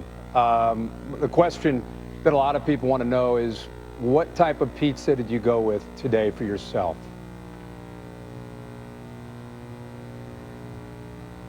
Oh, I'm a pepperoni guy, no doubt. I mean, I'll even go double pepperoni if I get a chance to order that. Yeah, just pepperoni. Keep it simple. As you guys know, we had Krispy Kreme yesterday and pepperoni pizza today. That's about as good a weekend as it gets. If you're an old boy from Alabama, Krispy Kreme and pizza. I don't know about your diet these days, but you got Krispy Kreme yesterday, and you're doubling down on the pepperoni. Not championship phase. It's not championship phase. Good genes. Nope. That's a carb load. Good genes. Not good. They're carb loading for Ohio State. Hey, look, don't listen to these guys. You look to be in the peak of Oh, he does, man. He works out every day. He told me. That lunch, Hey, right? I will say, hey, Kurt. Yeah. Hey, Kirk, I will say this. Them Herb Street boys were tearing that pizza up. I just want you to know that. So it was a good pizza day for the team. Feeding him at home. The little man at home. Too many greens. Yeah. I love What it. do you, Kirk? Hey, Kirk, what do you do? Kirk, I want to know. Like, do you not talk to them like for 2 weeks? How does this work? Like, No. y'all just not. Will y'all see each other for Christmas, or do they just cut you off for cut the me next off. 12 days? Nope, I will not And just ask talk a to Mom. question. I won't say anything. They talk to Mom. I'm out of it. Hey, Dabo, congratulations on making the playoff again. I love it. We appreciate it. Man, hey, isn't this great? It's awesome. I think. Isn't this great, guys? Isn't this great that we're at this moment? We're getting a chance to have football and a playoff. It's awesome. I think it is. I mean, with all the things that the entire country and the culture and sports fans have been through, it's been difficult, it's been controversial, but at least we get to play. And we get to eat pizza. And we get to hear about the Herb Street boys trying to go back and win themselves a ring and be able to show it off to mom and dad. And there's a lot of people out there hurting. And no doubt.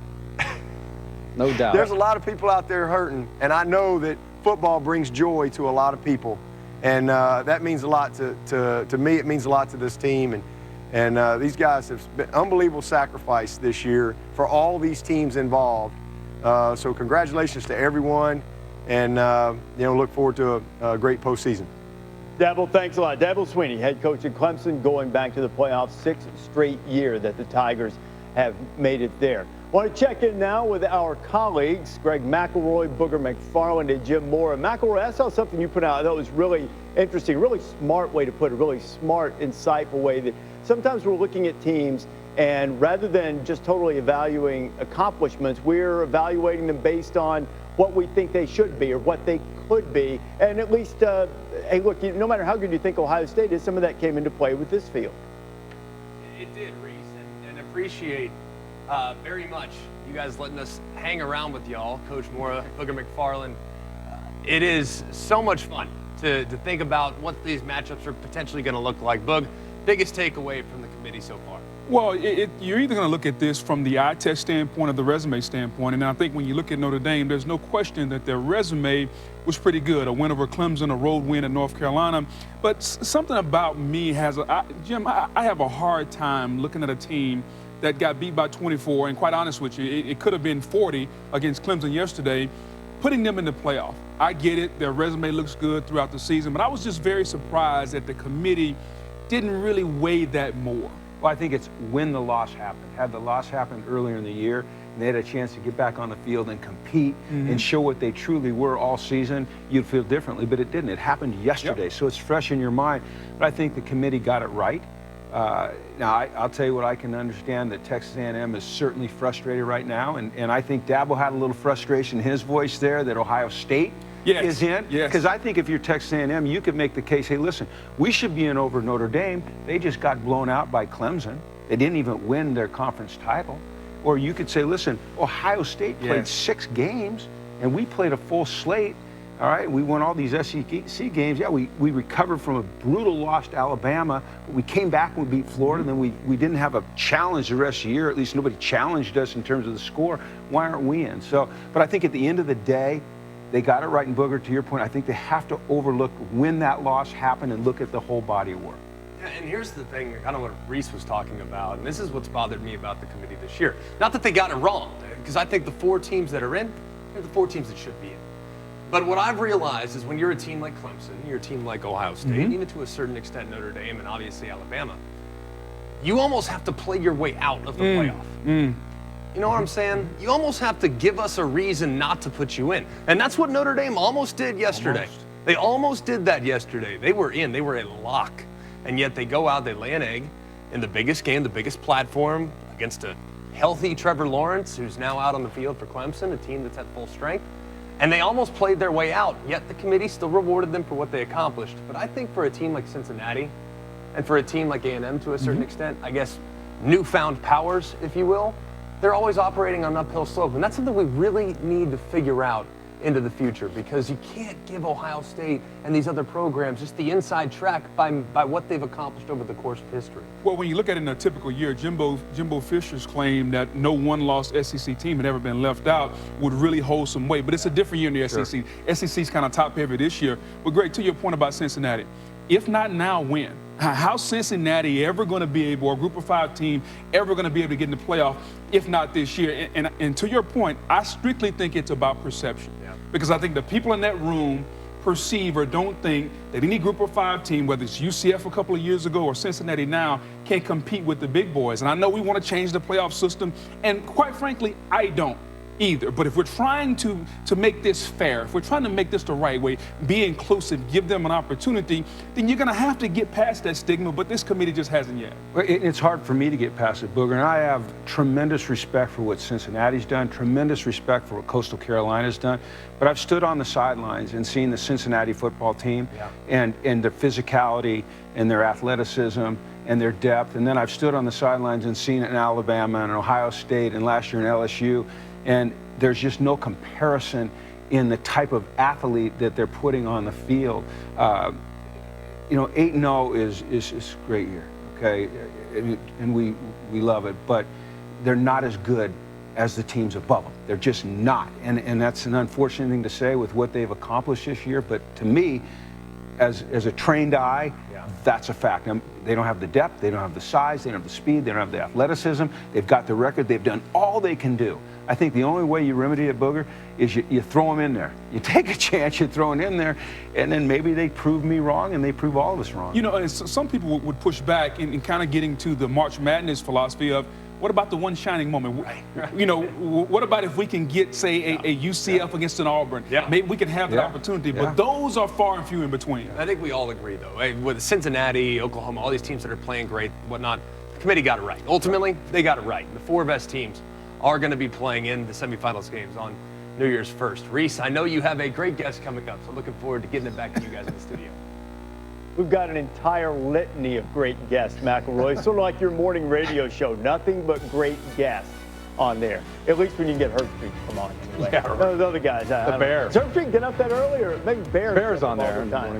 Nick Saban will be joining us coming up later on our college football playoff selection show.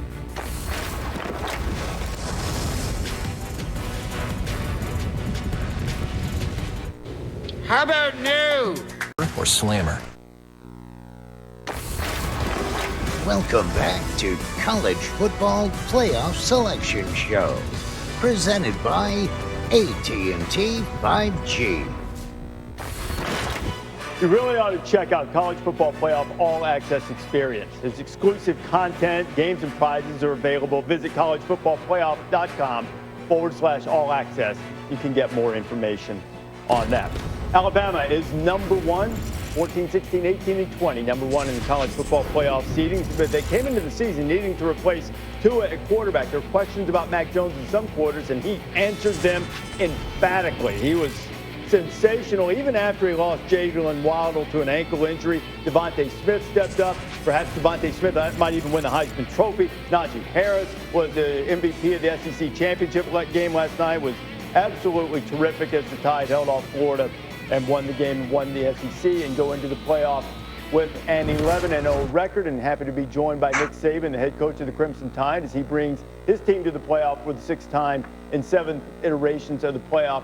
Nick, this is a little bit different, though, in terms of the amount of time you have between the conference championship game and the playoff. What kind of challenge does that present for you to prepare?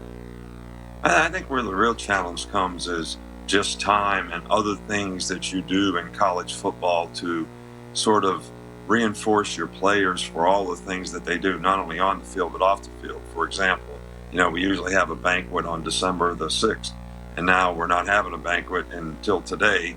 We're going to do an award show.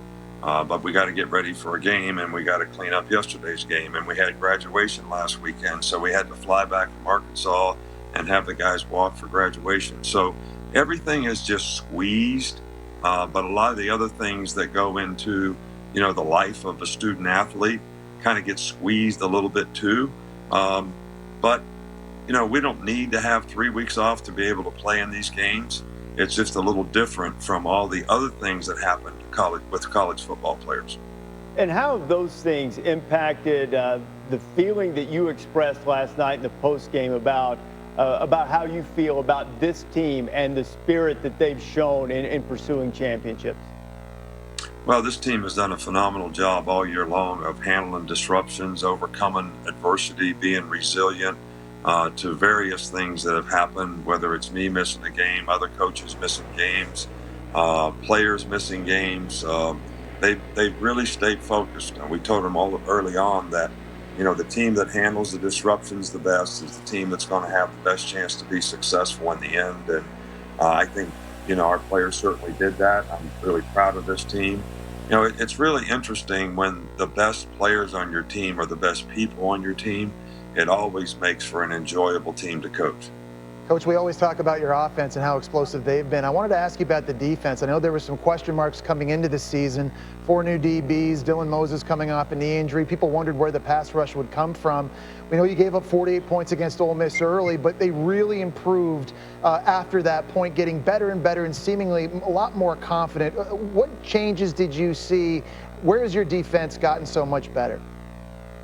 Well, I think the young players, we played 3-4 freshmen, a significant amount on defense. And I think early on they were a little unsure of what was expected of them. I think they've gotten more confident. I think the group has gotten more confident. We had 4 out of 5 new starters in the secondary, so that helped.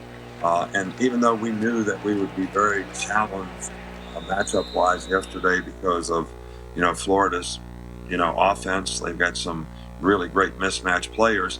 I don't think we responded and played as well as I would have liked to see them play in the game. I think they played a little bit on their heels, but that'll be a learning lesson for them, and hopefully we'll be able to improve from that as well. Hey, Coach, I want to go back to what you talked about managing a lot of things. And you're probably as good and more experienced than any college coach with routine, whether it was the BCS era and having a 30-day layoff, getting your team to peak at the right time. Within the playoff structure, you've had different times and different amount of days to get a team ready. You're sitting at 12 days.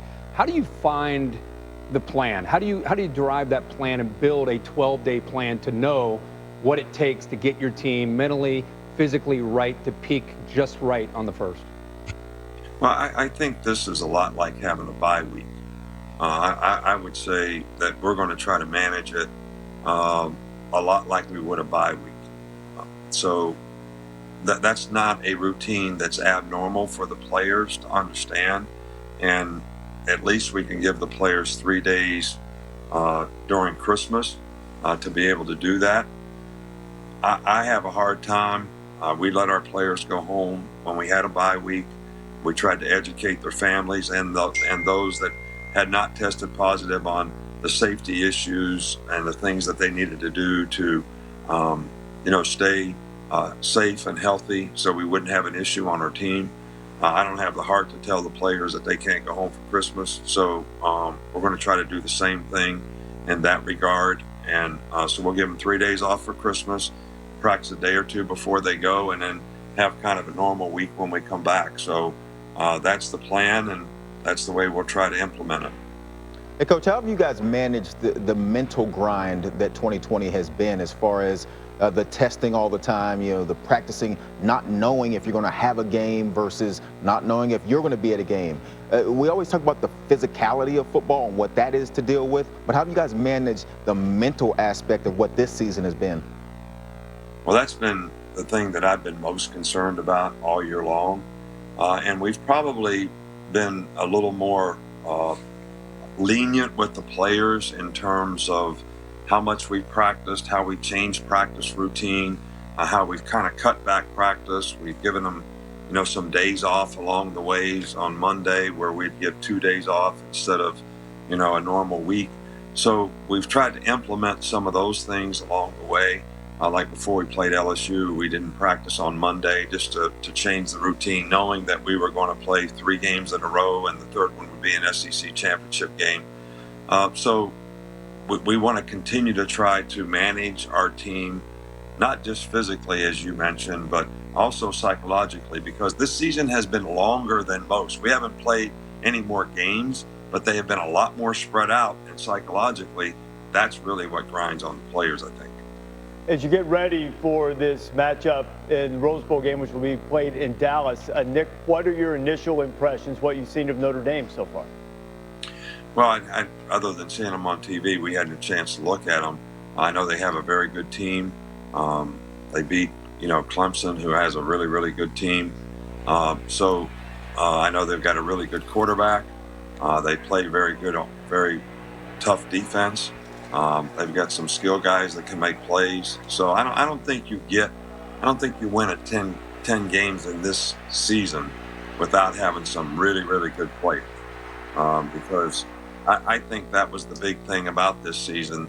The people who played 10 or 11 games had to survive the grind. And the grind of this season was a whole lot different than any other season.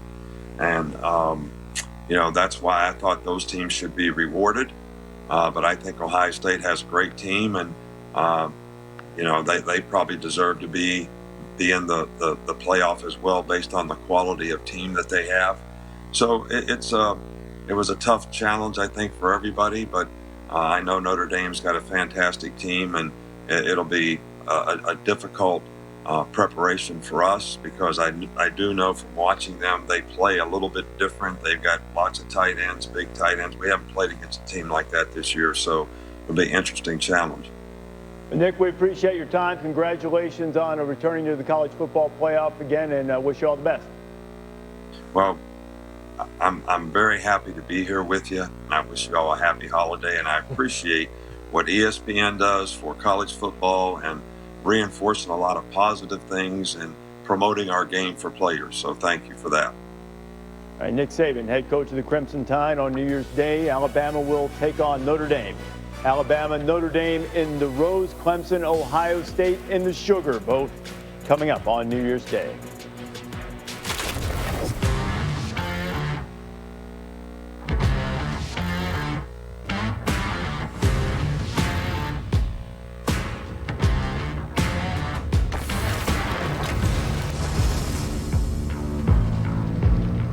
Our new house is amazing.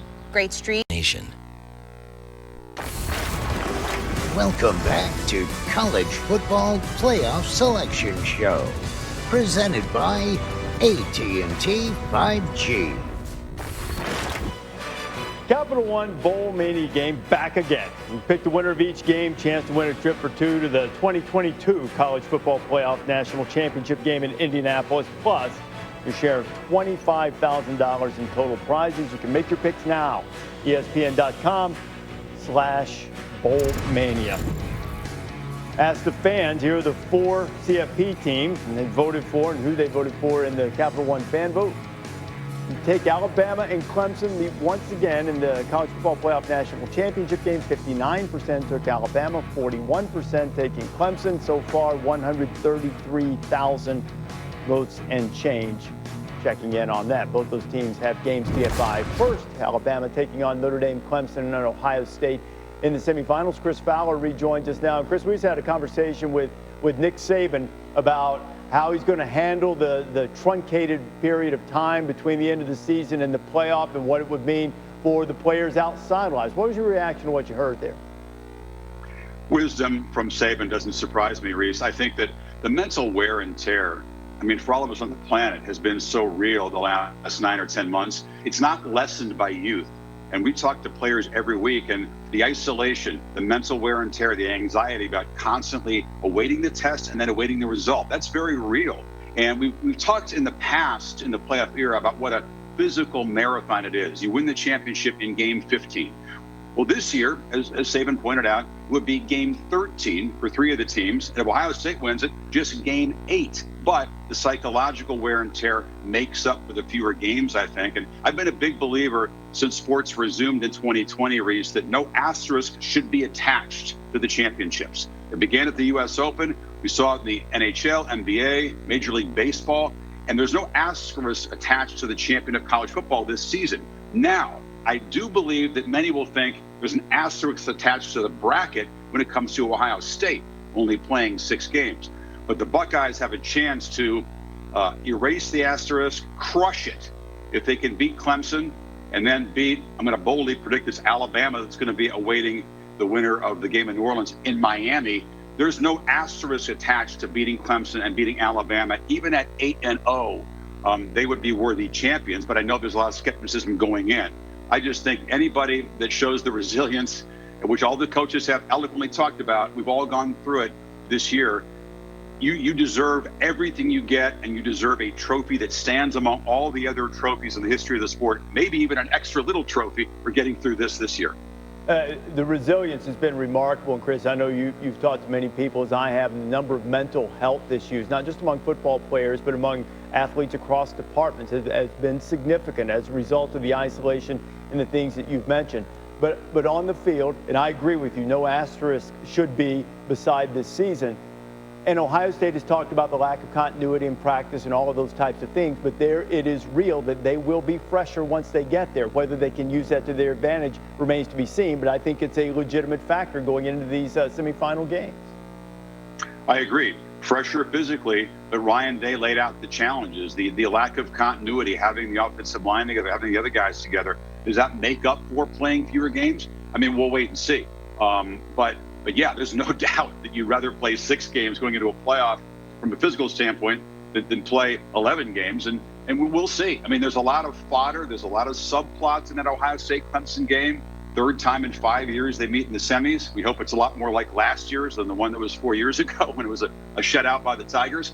But it's fascinating to see how this is all going to play out. I think teams like Ohio State, Clemson, Alabama, certainly, maybe Notre Dame, always viewed the finish line of this mental and physical marathon as being January 12th, or the night of the 11th, more specifically. So they were supposedly built for this, but there's all been the twists and turns and the unexpected stuff. So we'll see how they handle it. Interesting to hear that Saban said his team was going to go home for Christmas for a few days. Brian Kelly said something very different. I think you take a risk when you don't construct a bubble around your team into the home stretch, that the positive tests can happen. But we'll keep our fingers crossed. When they did this earlier, they held video conferences with the families of all of the players at Alabama and told them, hey, look, you have to stay safe, and, Uncle Fred or Uncle Joe or whoever, you may have to make sure that he stays away for a little while. All right, Chris Fowler, look forward. And you deserve to have games called like the Clemson-Ohio State game last year after dealing with some of these this year. They've gotten out of hand, I think, fellas. I'm like Kirk. I was up all night. I had nightmares of yet another blowout. So I'm like Saban. I'll begin my preparation now for 12 days, and I keep the fingers crossed. The karma has to turn around, Reese, doesn't it? Doesn't it have to turn around? Well, officially, it's a new year. Yeah, that's right. Yeah. New year. Officially, it's a new year, so we're looking for a competitive game. I think you guys are going to have 2 barn burners for the semis and the championship game. Yeah, we've earned that. Keeping a positive thought. All right. I'm about to say. Right. Oh, man. Hey, when we come back on our college football playoff selection show, these quarterbacks that are going to be in the playoff, a couple that will be high draft picks, a couple who have worked their way into being stars, the impact they'll have when you come back. Alabama, Clemson, Ohio State, Notre Dame. Welcome to the College Football Playoff. One app, one tap, that's that. Let's take a look at the Chick-fil-A impact players for the college football playoff. You always have to start under center, because if you don't have a quarterback, it's a tough place to get started. Mac Jones stepping in for Tua, leads the nation in QBR. That's all he's done. 32 touchdown passes, just 4 interceptions. The big play has been his calling card, and you've seen in recent games teams selling out to make sure they keep everything in front, because Jones has proven he'll go over the top. Trevor Lawrence, 34 wins as a starting quarterback, and you saw the huge difference he made in the 2 games against Notre Dame, the 1 game in which he couldn't play and the 1 game in which he could. Where are the highlights of his using his legs? I mean, that's been the difference, right? Last night, his legs. How about Not just that beautiful that game arm. against Ohio State last year? Had someone in that program said, I didn't know he could run like that. Yeah. Oh, yeah. Now you do. Yep. Justin Fields didn't have his best game against Northwestern, but still certainly. Yeah, and there's no doubt this is a first-round talent. He has struggled a few times this year against Indiana, against Northwestern, seeing the blitz, holding the ball too long, not anticipating throws, but he's going to be motivated, not just because of those performances. Also, you remember the final play in Chris Olave last year in the semifinal. Picked off in the end zone. Ian Book, David, has been terrific. I mean, he's 30-4 as a starter, but he has to probably do more than those other guys. He probably doesn't have the supporting cast of any of these guys in this group. I mean, he's got to make plays with his feet and consistently do it and be a big part of it. So he's got a tremendous challenge ahead of him with the Tide. Yeah, the Alabama defense, a young group, but they have shown a little bit of an ability to get to the passer. Is it as simple as, even though Clemson is the 2nd seed, they've got Trevor Lawrence, and therefore they should be favored to win the national championship? No, it's not that simple when there's another team in Alabama and Mac Jones and the way he's played. And we always look at the weapons around Mac Jones. You know, when you think about Devontae Smith and Najee Harris in the backfield. Waddle was there early. He's out now. You got Mechie. So many weapons there. But if you watch the way Mac Jones plays the game, the timing of when he gets the ball out of his hands before guys break, where he puts the ball. Steve Sarkisian has done a nice job of the play calling. Mac Jones is playing at a level that we've only seen a couple guys play at this season. I would say Trask is at that level. I would absolutely say Trevor Lawrence is at that level. But Mac Jones, and the way he's playing, is at an NFL level. And I will be very interested to see what happens moving forward for this young quarterback. And there is one thing that is now official that we anticipated if you were watching the SEC championship game last night. Alabama center Landon Dickerson, who's really the leader of that offensive line. It gives him an edge. Play through the echo of the whistle, out for the season. Saban confirming that. He alluded to that in the post game. Everybody expected that. And all you needed to see was everybody tapping his helmet. Everybody on the field, pretty amazing. The whole team coming out. Yeah, that's for a center, that shows you. Yeah, what kind of for a guy that transferred over right from another Florida school. State. I know, but I'm just saying for a guy that transferred over to have that kind of feeling. I want to touch on what Joey said because I think we're going to focus on the quarterbacks. Yeah. But I'd like to focus on the play callers. You know, think about. It's not just the quarterback and the way they're able to execute. You know, Ryan Day that works with Justin Fields, Tony Elliott that's done a great job with Trevor Lawrence, Sark and what he's been able to do, of course, at Alabama, with Jones this year taking over for Tua. And really Tommy Rees as a young coordinator at 28 years old and the job that he's done trying to just kind of take the quarterback to another level with Ian Book. So I think how they have 12 days, all these guys, to get their quarterback and to get their offense ready to attack some good defenses will be a great storyline in all these games.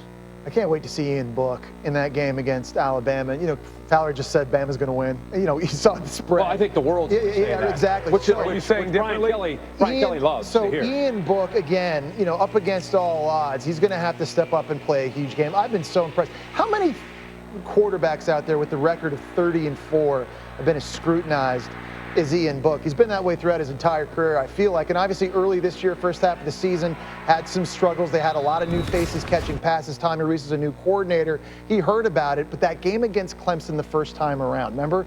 Had the fumble early, fumbled it in the end zone, totally could have tanked, but came back, kept fighting, led him on a 2-minute drive. They ended up winning, and he played phenomenal throughout the second half of the season. But he's coming off of a game, right? A game where they got some pressure on him against Clemson. He's going to turn on the film. He's going to see Kyle Trask lighting up that Alabama defense. Now, I don't know if Notre Dame has the same tools that Trask has in that Florida offense, but no doubt about it, in a quarterback duel against who I'm assuming is going to win the Heisman Trophy and Mac Jones, I think Ian Book has an opportunity once again to sort of try to prove the world wrong, play with a bit of a chip on his shoulder like he's done his entire career. He's going to have to play big. Well, and his career has been so different than Trevor Lawrence and Justin Fields, who were number 1 and 2 in the nation. Like coming out of high school, you know they were phenoms.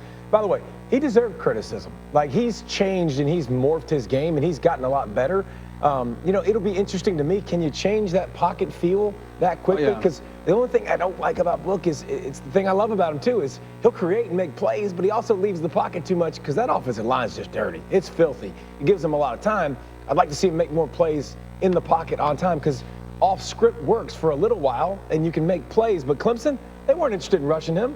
They rushed 2 steps upfield and they were like, I'm going to sit right here.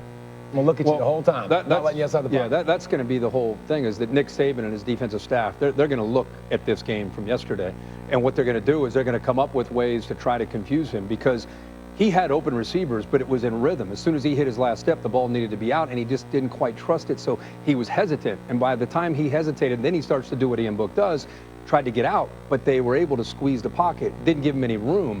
Alabama's going to try to do the same thing. So for the next 12 days, Brian Kelly, Tommy Rees, Ian Book, they're going to have to try to come up with an answer to what did not work for them yesterday. To me, it's getting the ball out faster and trying to find those matchups against the Alabama. And I think it's the same conversation at Ohio State. So we're looking at 2 situations where for Alabama and Mac Jones and Clemson and Trevor Lawrence, they're like, continue to do what we just did in our last game. Whereas Notre Dame and Ohio State, Coach Day is going to have to find a way to get Justin Fields to get the ball out of his hands, deliver it, because you know Brent Venables is going to watch the Northwestern film, and they're bringing different coverages, different looks, different blitzes like they always do, but they do realize that Justin Fields, and you mentioned this earlier, in their top 2 games of the season, didn't play well, had a couple turnovers. Clemson will try to absolutely take advantage of that. So the situation at Notre Dame is the same as at Ohio State. We're looking at 2 teams that have to find a way to get their quarterback back on track and play like we've seen them play early in the season. And I would say, as good as Northwestern's defense was all year, I don't anticipate that Ohio State will be able to turn to Trey Sermon for a tune of 331 yards against Clemson. J.K. Dobbins did pretty well last year. He did. If he would have stayed healthy, he might have been. 3 bills is he ain't getting 3. I'm with you. 3 bills is a lot. So Justin Fields will have to play well.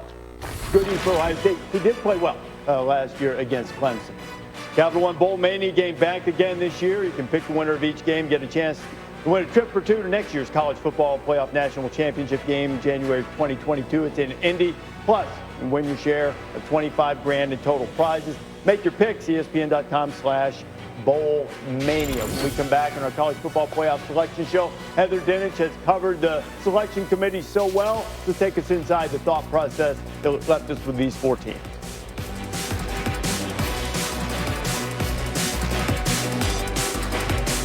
This is big. This year. This is College Football Playoff Selection Show, presented by AT&T 5G. Let's take a look at who protected their position this season, presented by Allstate. Alabama going wire to wire as the College Football Playoff Selection Committee's #1 team, but that has not been a good omen for teams in the past. Teams have gone wire to wire. Clemson once, Alabama 2 other times. They did not win the national championship. In fact, in those seasons, Clemson lost to Alabama, which was #2, and then Alabama lost to Clemson, which was #2, and Alabama in 18 again lost to Clemson, which was #2. And we have Alabama and Clemson at 1-2. As Heather Dinich joins us now, she's done such a tremendous job covering the college football playoff selection process around ESPN.com and a variety of platforms. But Heather, let's go to the end of the bracket, 4 versus 5. Notre Dame gets in over Texas A&M. Both were one-loss teams that did not win a conference championship. A&M had a little edge in the pure metric of strength of schedule. What carried the day for the Irish? They followed the protocol, Reese. The selection committee, you can argue the teams, right? But the way that they got there, they followed the instructions that they were given. And why I say that, I mean, strength of schedule is one of the tiebreakers that they use. There's no common opponents, there's no head-to-head, right? There's no conference championship, as you mentioned. The selection committee liked the fact that, yes, they did beat Clemson in November. Obviously, it was an extremely different game, but it still counts. It was still a win against a top 4 team. And then you have to remember, they went on the road and they beat a top 15 team in North Carolina. And they compared that against the Texas A&M resume. Yes, absolutely tough, but the best win was against a Florida team that now has 3 losses. And yes, an Auburn team that's average, unranked, probably on the road. So those things all mattered, and I think at the end of the day, those 2 wins against those 2 ranked teams carried a lot of weight, and so did Ohio State's championship. That's a big deal in that room. I think the second win going there, I would give the edge to A&M in terms of the wins against 3 lost teams, because that win over Florida, in my judgment, is better than the win against North Carolina, but the win against Clemson. I mean, look, can't take it away. You have to count it all, right? So that gave Notre Dame the edge, one would think. Heather, great job, as always. Heather Dinich reporting on the process and the decisions that the selection committee made. Chris Malika is with us again. Bear, look, it's a tough call, and you can twist the logic any way you want if your judgment tells you one team's better than the other. What was your judgment? Notre Dame, A&M? I think Notre Dame, again, I have a hard time. Yes, we talked about the circumstances of the win over Clemson in South Bend the first meeting of the year, but they did win the game. But I don't like the argument, though, about why would the committee like Notre Dame's win over 3-loss North Carolina more than what Texas A&M did against a 3-loss Florida team. Ultimately, again, the committee's not supposed to talk about this or decide this. I think it came down to the fact that they didn't want a rematch. Yes. They didn't want Alabama A&M Part 2 in a 1 versus 4 match, and the fact that Notre Dame was so non-competitive yesterday, it allowed them to drop Notre Dame to 4, keep them in, and not get that rematch. You know, Chris, we've got enough to hash over, but had that ACC championship game been close yesterday and trying to avoid the rematch, if Ohio State had blown out Northwestern, it would have been really easy to slide Ohio State up where they wound up anyway. But if Notre Dame had played Clemson close and lost, I don't know if you go for Clemson, Notre Dame 3 and then put Ohio State at 4. Ollie Frazier. It's the rematch component. Should the committee even consider that when they're evaluating these teams? Do you think? No, I don't think they shouldn't. No. They're not supposed to. I mean, they're supposed to rank the teams accordingly to what they are. But I mean, we're all human. I mean, I would like human. You know, you guys should sit down there and talk about it too. You know, subliminally in the back of your mind, they have the schedules and everything in front of them. They know the teams played once before. They know it was a 4-touchdown non-competitive win for Alabama. So I think it subliminally did come into play. I'd like to just talk about just from a player's standpoint with Jesse, Joey, David, and Kirk, the Ohio State game factor. This seems to be, in monitoring social media here, this seems to be, I think, the biggest point of contention, the 6-game thing for Ohio State. Like 6 games versus 11. Put yourself as a college-age player, how your body felt after 6 games compared to 11 games. Like, I think Ohio State should be in, but I do get the point of view from the coaches about how do you value that. It's a massive difference, and now that they're in, it's a big advantage for the Buckeyes. They're a lot of pressure. It's fewer opportunities for look. Injuries can happen anytime, I know, but the more you risk, the more opportunity there is to lose Landon Dickerson. Yeah, more opportunity there is to lose Jalen Waddle. I mean, you know, and they're not the only ones. A lot of other teams have. But I would say for Ohio State, COVID sort of reared its ugly head and sort of had that impact on key players in big games for them. We talked about Michigan State. It wasn't just not having Ryan Day, but they had 3 starting offensive linemen out of that game, and their leader on defense, Tuff Borland, they won it by 40.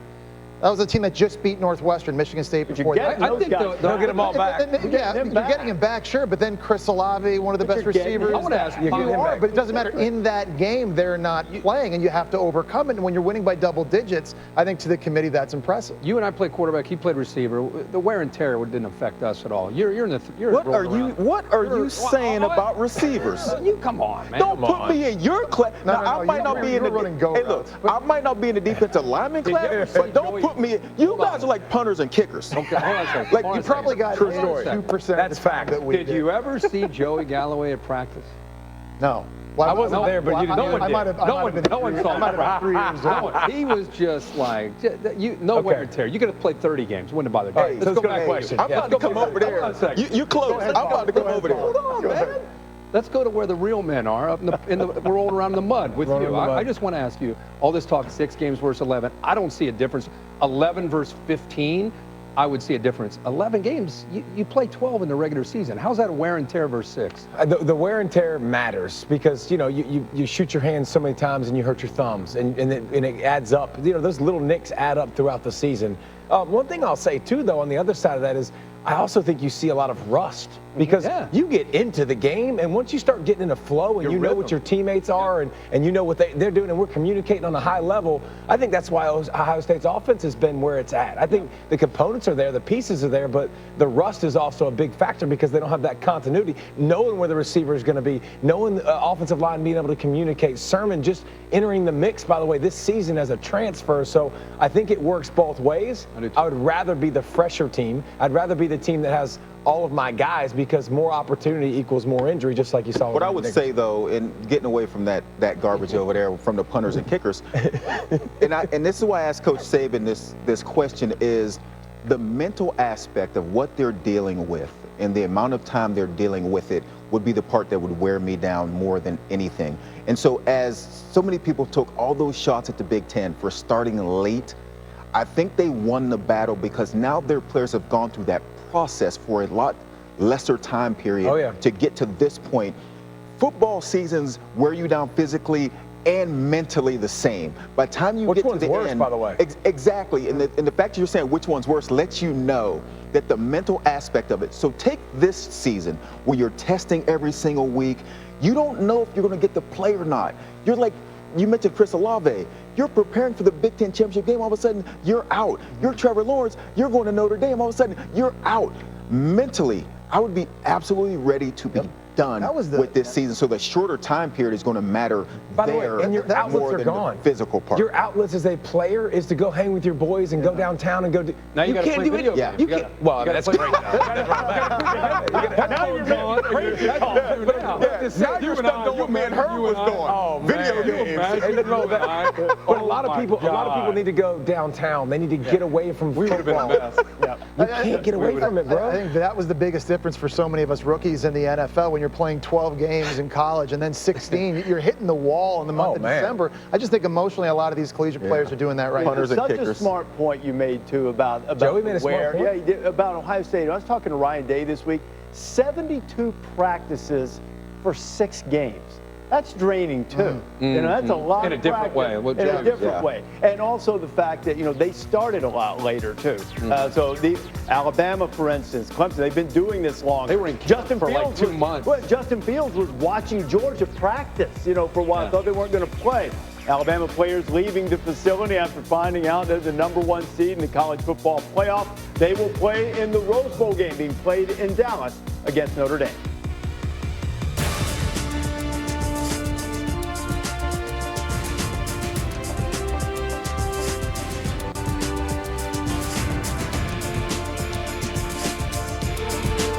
Right now, you can get a free breakfast Baconator. 388-0203 today.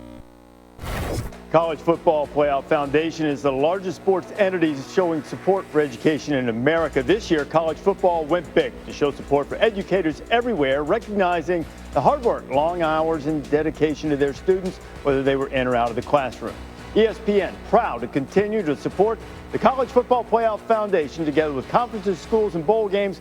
More than 300,000 teachers and 7 million students have been directly impacted by the joint effort. To find out more about Extra Yard for Teachers, resources, and recognition programs, follow and CFP Extra Yard.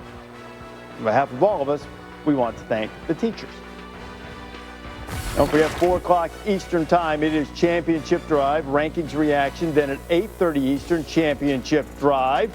Who's In? Presented by Capital One. Visit ESPN.com/BowlMania to sign up for your Capital One Bowl Mania and make your picks. I'm sure Greg McElroy is going to do that if he hasn't already. Not yet, Reese. We got to at least build up the matchups before we break them down. Coach Mora, Greg McElroy with you again. Coach, fascinating matchups amongst the coaches in these semifinal games. All these coaches have been there before. They've been in a playoff environment. What does going into it a second time now for Coach Kelly and for Coach Day, how much better prepared will they be as a head coach to handle a semifinal environment now the second time around? Oh, they'll be a lot better prepared because there's really no unknown now. Maybe a little bit different scenario because of the time, of preparation, but they understand that halftime's, these are little things now, that halftime is going to be a little bit longer, if it is, because I don't know if they'll have any shows at halftime, right. But, in terms of, feeding your team potentially at halftime, these are little things, the pregame is a little bit different than a regular season. How to keep their team focused in that environment is important, but these are great matchups. These are 4 coaches, head coaches, that we know are going to have their teams absolutely prepared physically and mentally to play in this game. One of the matchups that I'm really looking forward to is Brent Venables versus Brian Wilson. Yeah. You see what Ohio State did running the ball this week.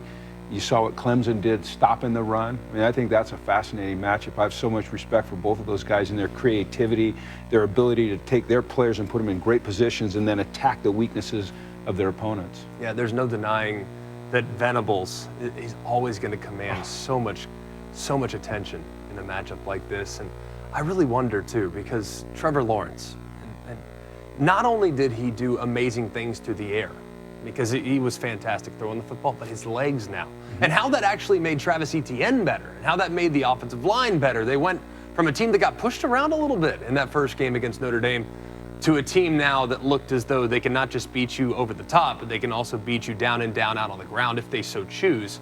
So the other side of the football, and to think that defense for Ohio State that has been vulnerable at times, very vulnerable, especially in giving up 491 passing yards to Indiana. Are they going to be able to match up with Amari Rodgers and Trevor Lawrence and Travis Etienne, all these incredible wide receivers that they have at Clemson? No. Maybe it can slow them down a little bit, but the key, as we all know, is Trevor Lawrence. And, the way that Tony Elliott has used him is fabulous. Number one, he's a great pocket passer, as we know. But he's also a guy that can get out of the pocket, and that's when you put stress on the defense in the passing games. You get out of the pocket, coverages start to break down, routes start to adjust, and Trevor does a great job with his feet and his upper body, as you know, as a former quarterback, of getting himself in position to make accurate throws on the move out of the pocket. And then it always seems that when we get into these games that really, really matter, these really competitive games, that his ability to run starts to show up. It's almost like that, he kind of keeps it in a bottle, right, and then he lets it out when he needs it. He rushed for 90 yards yesterday. Yeah. And I said it earlier on a show, is that I'm not sure that it's him taking punishment when he gets tackled, or it's him laying out the punishment when he gets tackled. I'd like to see him take on everything with his left shoulder when he gets tackled and protect that right arm, but he can hurt you 3 ways: in the pocket, out of the pocket, as a runner, and that opens up the game, for, as you said, for Etienne and for Rodgers. It's so fun to watch. It is. It's amazing. And then as far as the other semifinal game, Notre Dame and Alabama. Alabama massive favorite, understandably so. We saw Alabama get taken to the wire against Florida. Maybe that exposed some vulnerabilities on the defensive side that we hadn't seen in a while. We thought that defense was better since the Ole Miss game, and really since halftime at Georgia all the way through the end of the regular season. Alabama's defense was playing really good football. What changed yesterday, and how can Notre Dame maybe exploit that in the semifinal game? Well, Kyle Pitts and Kyle Trask changed. So Kyle Pitts has to transfer to South Bend to play for Notre Dame? They were playing a great offense yesterday. Florida is a special type of offense, and I don't think it's any knock against Alabama's defense that Florida was able to put some points up against them. I think the Alabama defense that we'd seen, as you said, the last part of the season, that's the Alabama defense that we're going to see in the college football playoff. I don't know that Notre Dame has enough weapons on offense to really challenge Bama on defense, but I know that Alabama has weapons on offense to challenge that Notre Dame defense, and particularly that secondary. You know, it's unbelievable to me how open the Alabama wide receivers are able to get when everybody knows they're going to throw it. Dan this morning put up a shot, and he did a great demonstration of some of the play structure and creating space down the field. And I think that's just a credit to Steve Sarkisian and the way he uses those guys. It's amazing. And I'm still trying to figure it out. And the good news is we have time. Is it better to play against Alabama by taking the air out of the football and shortening the game, or do you need to get into a score thought? I'm not sure. I don't think either one's going to work. I think they're both tough. Yeah. And Notre Dame certainly has their hands full, but we'll see whether or not they can make the improvements that we didn't see in the ACC championship game. Look, we know the top 6, but there are still a lot of teams waiting to find out exactly where they stack up. We'll find out the rest of the top 25 when we return, and we'll also take a peek at those New Year's 6 matchups.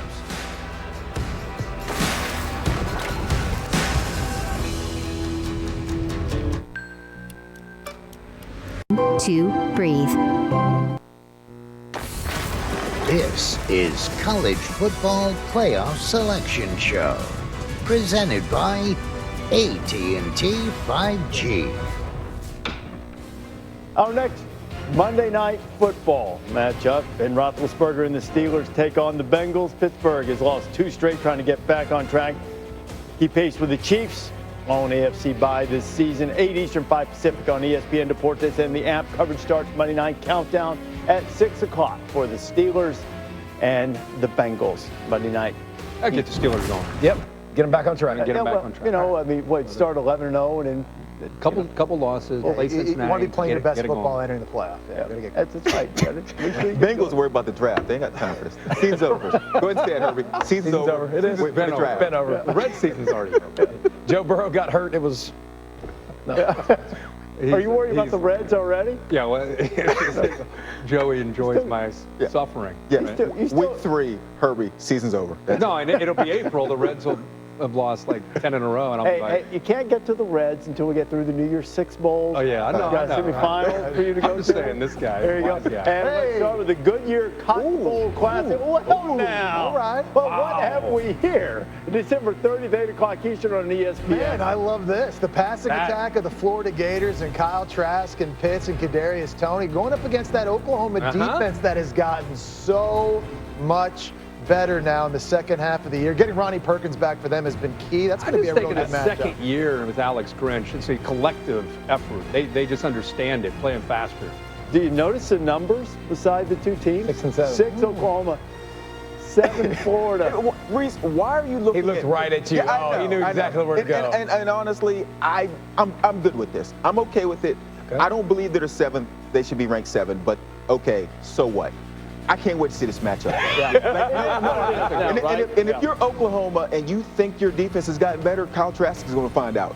Yeah. What Kyle Trask does on the football field, I bet you only 2 or 3 quarterbacks in the country. Can you imagine a guy who didn't start a high school game to be a first-round draft pick? Yeah, that's nuts. By the way, we talked about the Big 12 for years. This is a typical Big 12 game. Take the over. Absolutely. Take the over in this game, no matter what it is. This is like the Bob Stoops Bowl. Yeah. He was our D coordinator when I was at Florida, went on to a great career at Oklahoma. That's what I see. When he had pleats in his khakis back then in the old days. Okay, let's look at the next Oklahoma, Florida. That's a good one. And now, Bearcats are ranked 8th, spot ahead of Georgia. Georgia got Baylor last year. All right, Cincinnati. They said they wanted to show that they belong. Joey's boys right here. Absolutely. And Georgia, one of those teams you said, look, they're in that group of teams that the way they're playing right now with JT Daniels at quarterback. That'd be a good matchup. I just like, and Coach Moore mentioned it, Cincinnati doesn't have better players, better athletes, but scheme-wise, they're as good as anyone in the country. It'll be interesting to see that defensive scheme of Luke Fickell, Marcus Freeman go against a Georgia offense that now with JT Daniels is much better. They're going to have their hands full too, because the Bulldogs, they still running on whoever, but now with JT Daniels, man, they're able to take advantage of all that playmaking ability at wide receiver. Georgia can score any way they want now. And note this too, this starts New Year's Day before the semifinals. Yeah, the Rose Bowl in the afternoon being played in Dallas and then the Sugar Bowl. Yeah. Wow. Well, you know, that comes on right after our championship. Don't forget, we got a 3-hour, 4-hour game day leading into that. Get you right. Got 2 really good. Won't be the Rose Bowl this year. For that. And then the PlayStation Fiesta Bowl. This is January 2nd, 4 o'clock Eastern on ESPN. Oregon Pac-12 champions. Yep. You know, I mean, they won the Pac-12 championship. Wow, you sold that one, Reese. Well, I mean, there are a lot of champions there. I mean, there's the division champion. Washington finished ahead of them. SC won the South. The game against Washington got canceled. They might have won that game head-to-head. But the bottom line is they ended up beating USC. Right, they did. And they got here they are. And they're really good. And they were the team that we thought would be the best in the Pac-12 going in. Against Iowa State, still in the top 10. Yep. They lost to Notre Dame last year in the Camping World Bowl. You can see in the PlayStation Fiesta Bowl. This is, hey, look, let's not gloss over this, too. Matt Campbell is taking Iowa State to the Fiesta Bowl. How about that? That's a big deal. How about him on the sidelines the other day? That was amazing. They were That dude went offsides bananas. twice. They were offsides twice. Yeah. So take that same energy and go play Oregon. Yeah, and what Iowa State has been able to accomplish in beating Texas and OU and getting to the Big 12 championship game, when at the beginning of the season we'd have never put them in that position. They've done a terrific job and get a great matchup against an Oregon team that wouldn't expect them to be there either. I mean, this is a bowl game that is an interesting matchup of two teams that no one would have guessed have been in this position. You know, Oregon's going to want, they're going to be happy they've got about 13 days to scheme and get ready for Iowa State. You don't see a lot of teams that do what they do on both sides of the ball, running with Breece Hall, but the 3 tight end sets and all the different ways they could use them with an athletic quarterback, and then that 3-3-5 defense is strange. And how they disguise their coverages and their blitzes. This is one of those games I think you want as much time as possible to prepare because Iowa State can give you issues based on the X's and O's. All right, let's go to the Orange Bowl now and see who's going to play in Miami. Capital One Orange Bowl. It'll be Texas A&M and Kellen Mond, who he's gone on social media and is really upset, unhappy with the Aggies being left out of the playoff. But now you'll see if he can bounce back January 2nd, 8 o'clock Eastern time, and take it out on North Carolina, whose defense has been suspect, but their offense has been prolific. Yeah, we were down at Miami for that Carolina-Miami game, and Miami had a chance to win that game and qualify to get into the Orange Bowl. Carolina, we didn't really know if they won the game, if they'd be able to get in, and they won convincingly and enough to be able to get them into the Orange Bowl. Mack Brown, in his second year, how about that, has the Carolina Tar Heels in a matchup in a New Year's Six. They could play a little defense. This would have been a team we talked a lot more about. I'm telling you, because the Carolina, really young Carolina offense, better. their ability to run the football, and oh my God, they are really good on offense, shaky on defense. See, I don't think they're shaky. Matchup, I think they're just young and getting better. Their whole secondary is a bunch of freshmen. Call it what you want. They give up a lot of points. Is the concern. Right? What's that? Grimes supposed to be in high school. Yeah, they got one corner who's a high school. Yeah, he's a high school senior. Yeah, he graduated early and he came, and he's, by the way, he's out there trying to stop the Eric King in Miami and doing a pretty good job. Really good job. So when you're young on defense and you're not great, you play one of the best offensive lines in all of college football at A&M. That's just going to hit you with a frying pan upside the head with multiple backs and a quarterback that can run. The North Carolina defense in that game and in the Miami game, I thought they really asserted themselves. Well, I'm saying against A&M. Right. It's going to be. Oh yeah, it'll be a challenge. It's going to be. You know, Texas A&M is going to be angry. They're going to go in there trying to make a statement. You know, it reminds me of when TCU didn't get in the first college football playoff. They went up. I think it was Ole Miss. And they just opened a can. And you know Texas A&M is going to go in this game trying to run it, trying to throw it. Their defense will swarm. UNC's got to be careful. They just kind of don't tiptoe in and, hey, we made it. This is great. I don't think Carolina will show up like that. You got to strap it up. And you hope that A&M's angry. Well, that was you hope that they're not kind of like, hey, look, we didn't make the playoff. We think like we're good. Auburn, because we've also seen that, where teams are like, well, look, we didn't make it. See Georgia do the same thing. So now we're just like, we got to go play in this bowl game. Yeah, but Georgia played Texas. We're back. That was one of those games. Yeah, that was. Georgia got left out of the playoff. Exactly, Georgia did the same. One of the opponents that Notre Dame used to jump A&M is North Carolina, and now A&M gets to go play North Carolina, and maybe that too, a little extra motivation to go, hey, we're going to beat them by X. Yeah. Hope they do. I hope they show up that mentality. Yeah, Mike Elko gets that defense ready against Phil Longo and the offense from North Carolina. It'll be a great matchup. Mike Elko apparently also upset about I guess so. not making He's no longer watching. He's officially done with ESPN. Yeah, he's not watching. Duly noted. Okay. All right. I knew better than to do that. No, I'm just saying. Just check. Hey, come on, Reese. People, it's an emotional day. Emotional day. Get back to the Reds and Buckeyes. Yep. Let's talk Reds. It took 2 hours and 39 minutes before Joey finally got it. It's a two-way street, right? Somebody show some rankings so I can protect my Keep guy it going. here. No, just saying. I know it. I know it. I know it. He ain't lying. I don't know what we said to get that, but AT&T 5G, the college football playoff rankings. You already saw that Oregon is ranked 25th. The Ducks are going to play Iowa State, the PlayStation Fiesta Bowl, and Tulsa after that last-second loss hangs in. But what about San Jose State? Brett Brennan finishing undefeated. The job he's done gets them to their first Mountain West Conference championship game. They're able to beat Boise State. And Brennan's been getting some hype about that Arizona job out there in the Pac-12. Maybe he deserves it. He deserves to get that attention. And Nick Starkel, what a career he's had, right? Starts at A&M. Other than Indiana, you got to throw San Jose State in as one of the great stories of the year. You know, regardless of where they end up ranked, that's great for them. It was really impressive. We had a wired behind the scenes watching Brennan on College Game Day yesterday. That was incredible. Everybody was reacting like we were like, I like that guy. Like him. Yeah. I want to play for him. Oklahoma State at 21. Let's look at 16 through 20 now as we continue to count. Texas hangs in. Louisiana, they were frustrated that they weren't able to play Coastal Carolina again. Coastal Carolina, the only team to beat Billy Napier's Raging Cajuns. They're at 19th, and BYU turning in 16th ranking, going up a spot. Yeah, and I was really disappointed that that game got canceled. I was looking forward to it, and Coastal Carolina is one of those teams that earned a ton of respect by knocking off BYU, and wanted to see them with another shot at Louisiana getting their chance. Louisiana, a team that, again, a lot of people forget, they knocked off Iowa State to begin this season. That was going to be a fun game to watch. As we talked about those group of 5 teams, if Coastal Carolina ever had any shot of catching up to Cincinnati, it was going to be Saturday. They needed that game. And they have 2 better wins than Cincinnati has. I mean, both those teams are ahead of Tulsa, who we just saw at 24. So Coastal Carolina definitely has a case. Played more games, more impressive wins. They could have very much be playing Georgia too as well. That's right. It's a great point that David makes here. Really smart point too. The top ranked group of 5 champion gets a spot in the New Year's Six Bowl. Coastal Carolina put together a really good resume, undefeated record, but Cincinnati ranked higher. Bearcats get the benefit of the doubt, and the Bearcats are going to play Georgia in the Chick-fil-A Peach Bowl. There is Coastal Carolina, 11-0 under Jamie Chadwell, ranked 12th. Indiana gets an 11th place. That's what I was going to say. Indiana, 6-1. Yeah. They're good enough to be a good mark on the Ohio State schedule, but not quite good enough to get into the New Year's Six. Like, is it because of Penix being out? It's a different team.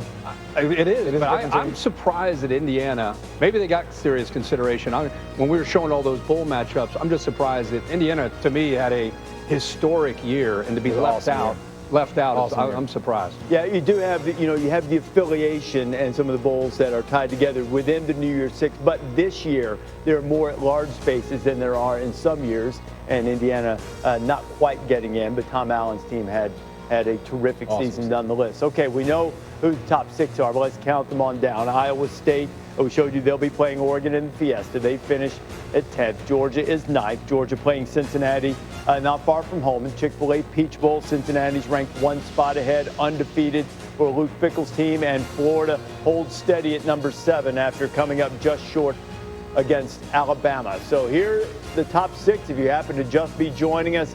Alabama and Notre Dame, 1 versus 4 in the Rose Bowl game, which has been moved to Dallas, and we played on New Year's afternoon in the customary time slot. And then the All-State Sugar Bowl will be Clemson and Ohio State from New Orleans on New Year's night, number 2 against number 3. So let's start with the New Year's Six games here, if you want. Yeah, I just real quick on the committee. I mean, everybody has all the answers. Everybody sits outside of that room, gets on social media, including all of us, and we all, it's all subjective, right? And we all think we can have all the answers and try to come up with who we would put in. But typically when people are really passionate and emotional about who we would put in, it usually impacts your team and who you want to get in. So if the committee doesn't put in your team, the committee sucks. I mean, they don't know what they're doing. I just think that the committee is put in unprecedented times. I think I'm one of these guys that believes in the committee. I like to think that they're watching the games. Are they perfect every year? Do they always agree with what I would think subjectively? Maybe not. But I think they do a good job personally of trying to come up with the answers. Let's say this group right here tried to come up with the top 10 or top 25 teams. We would disagree, we would agree, we'd put out our list, and everyone would tell us how terrible we are. Sure. I mean, that's the position that they're in this world of college football and the subjectivity of the analysis and the ranking. They tell us how terrible we are, talking about how terrible the committee is. Like we're also terrible, but we're not actually putting anybody in. We're just giving our opinion on what the committee is doing, and we're also labeled as terrible. It tells you about the emotion of college football, right? Like if we did this, it's what makes it great. Like if we did this for the NFL, and you didn't have a playoffs, you didn't have a format of the NFC East and the AFC West. Or fantasy football. No, just really, listen to me. Like if we were breaking down the Packers, I don't even know who's at the top of the NFL, but we're breaking down subjectively who the best teams are. It would be so different than who actually played in the playoffs based on how they look. Well, the Packers looked really good yesterday against Carolina, or they didn't quite look good enough. They're going to drop down a few spots. And the reality is they have a system. They go in, they play the playoffs, and somebody ends up going to the Super Bowl.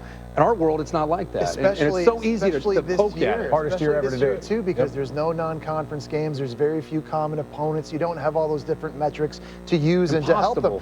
So the committee's done a good job.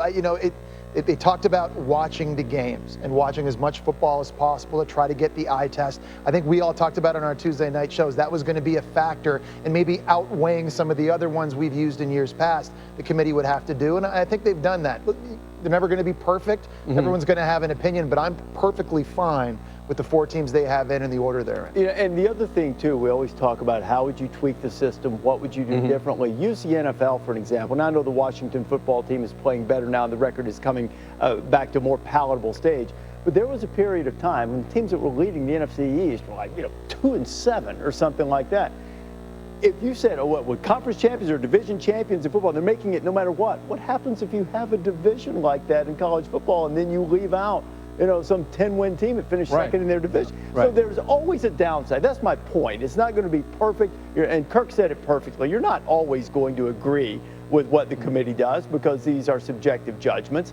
But, there's no perfect answer, but they've come to a reasonable one. And there's a difference there. There's a difference between perfect and reasonable is all you can expect. And the guy who gets to answer for what reasonable decisions are made by the College Football Playoff Selection Committee is Gary Barta, who rejoins us. He's the chair of the committee. So, Gary, as we go down the rankings and we're just looking at the rest of them, we've already talked about the top 4 and the top 6. Let's go to the task at hand. Cincinnati getting in, and we talked about them from a playoff perspective. What separated the Bearcats as the highest ranked group of 5 champion as opposed to Coastal Carolina? We take a look at all the undefeated teams, and certainly we're looking at 2 of them there. Cincinnati won their conference championship last night and beat a Tulsa team. And the other thing about Cincinnati, they played, I think, 5 teams above 500, and that was clearly a situation where the committee watched them week to week. We didn't have a chance to watch them the last 3 weeks, and we didn't get a chance to watch them in interconference, which normally we would in a normal year. But the committee, in watching the games, just believes that the discipline, their quarterback certainly is a terrific player. The committee just believed that Cincinnati was a better team. Coastal Carolina, also undefeated, 2 wins against ranked teams, but the full strength of schedule and watching the games really came into play here as well. So it wasn't necessarily because it's a pretty easy argument, even by your rankings, that Coastal Carolina had a couple of wins better than anything Cincinnati was able to put on the board. But football judgment, which we were just talking about that the committee needed to employ, are you saying that the football judgment of the committee was, I understand they have better wins, we think Cincinnati's better? It did come down to that. Coastal Carolina had 1 more ranked win than Cincinnati did, but the committee felt strongly that Cincinnati, in watching the games, when we sat down and we talked about it, which one of these teams is a better team? Statistics matter, but which one is a better team? And the committee felt strongly that Cincinnati was the better team between those 2. Because of the affiliation of conferences with certain bowls, it rotates the number of at-large spots that are available from year to year with the New Year's Six and the College Football Playoff. What were the most heavily debated decisions in terms of who to include in these New Year's Six bowl games? Well, the first matchup is the Orange Bowl, and that's done contractually, and that happens. The highest ranked SEC team and the highest ranked ACC team goes in. That's not in the 4 goes into that bowl. So that occurs on its own. And then after that, we look for matchups, and we have some great matchups. When you look at Cincinnati playing against Georgia and Oklahoma playing against Florida, those teams are ranked one ranking apart. And then we also looked at geography. The Pac-12 champion is going to go to Arizona, go to the Fiesta Bowl, and Iowa State is going to go play up against them. And geography was part of that as well. So a little bit of geography and a little bit about matchups. Bob, as you know, Indiana and the Big Ten, Gary, as you know, the Indiana and the Big Ten had a historic year. Your thoughts on the season they had, the discussion in that room as far as at large was concerned? How close were they to getting into the New Year's Six? We had a long discussion about who deserved to be, who had earned their way into that top 10. Iowa State was in that discussion. Indiana was in that discussion. Comparing those two teams, Indiana, it was a historic year, as you mentioned. They were 6-1. Their only loss was to Ohio State. They didn't have the quality wins that Iowa State had. Iowa State had beaten Oklahoma and had beaten Texas. So when it came down to comparing those two in particular, Iowa State was given the nod. Gary, we appreciate your time. Gary, talking about the New Year's Six games, and we appreciate you joining us throughout the year on Tuesday nights during the selection process. Look forward to seeing you during the playoff. I appreciate it. Thank you, guys. All right, it is important to note, to Kirk's point about Indiana, that the Orange Bowl, because North Carolina is ranked behind Indiana, but that's a contractually obligated matchup right there with SEC, ACC. There was no window there, as Gary explained it, for that particular matchup. He's so happy to be done with you. He's so happy to be done with you. Most people are. Alabama, Clemson, Ohio State, Notre Dame. Welcome to the College Football Playoff.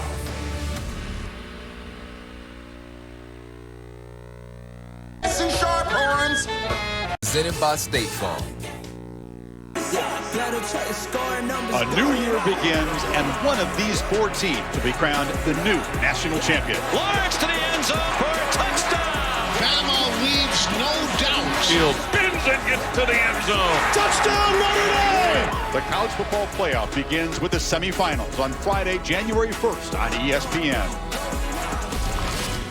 And you can join us virtually for the College Football Playoff All Access experience. Exclusive content, games, and prizes available. Visit collegefootballplayoff.com/all access for more information. It's time for our Litmus moment, brought to you by Taco Bell, Nippert Stadium. It would have been a quagmire, man. I mean, it was a deluge, a downpour. But Desmond Ridder and the Bearcats were able to survive and keep their perfect record alive. That strong defense. They got the walk-off field goal at the end to win it 27-24. Holly Rowe with Cincinnati AD John Cunningham. We are here at Cincinnati with Athletic Director John Cunningham. And John, your team has done everything it was required to do. Undefeated, 3 top 25 wins, and one of the top defenses in the country. How do you describe the frustration at the process that you're not included in the college football playoff? Yeah, Holly, there's certainly some disappointment. You know, you feel for the student athletes. It's been such a difficult year, and it's hard to be perfect. And, you know, we had 9 times that we had to prove ourselves, and we did it. We passed the test each time.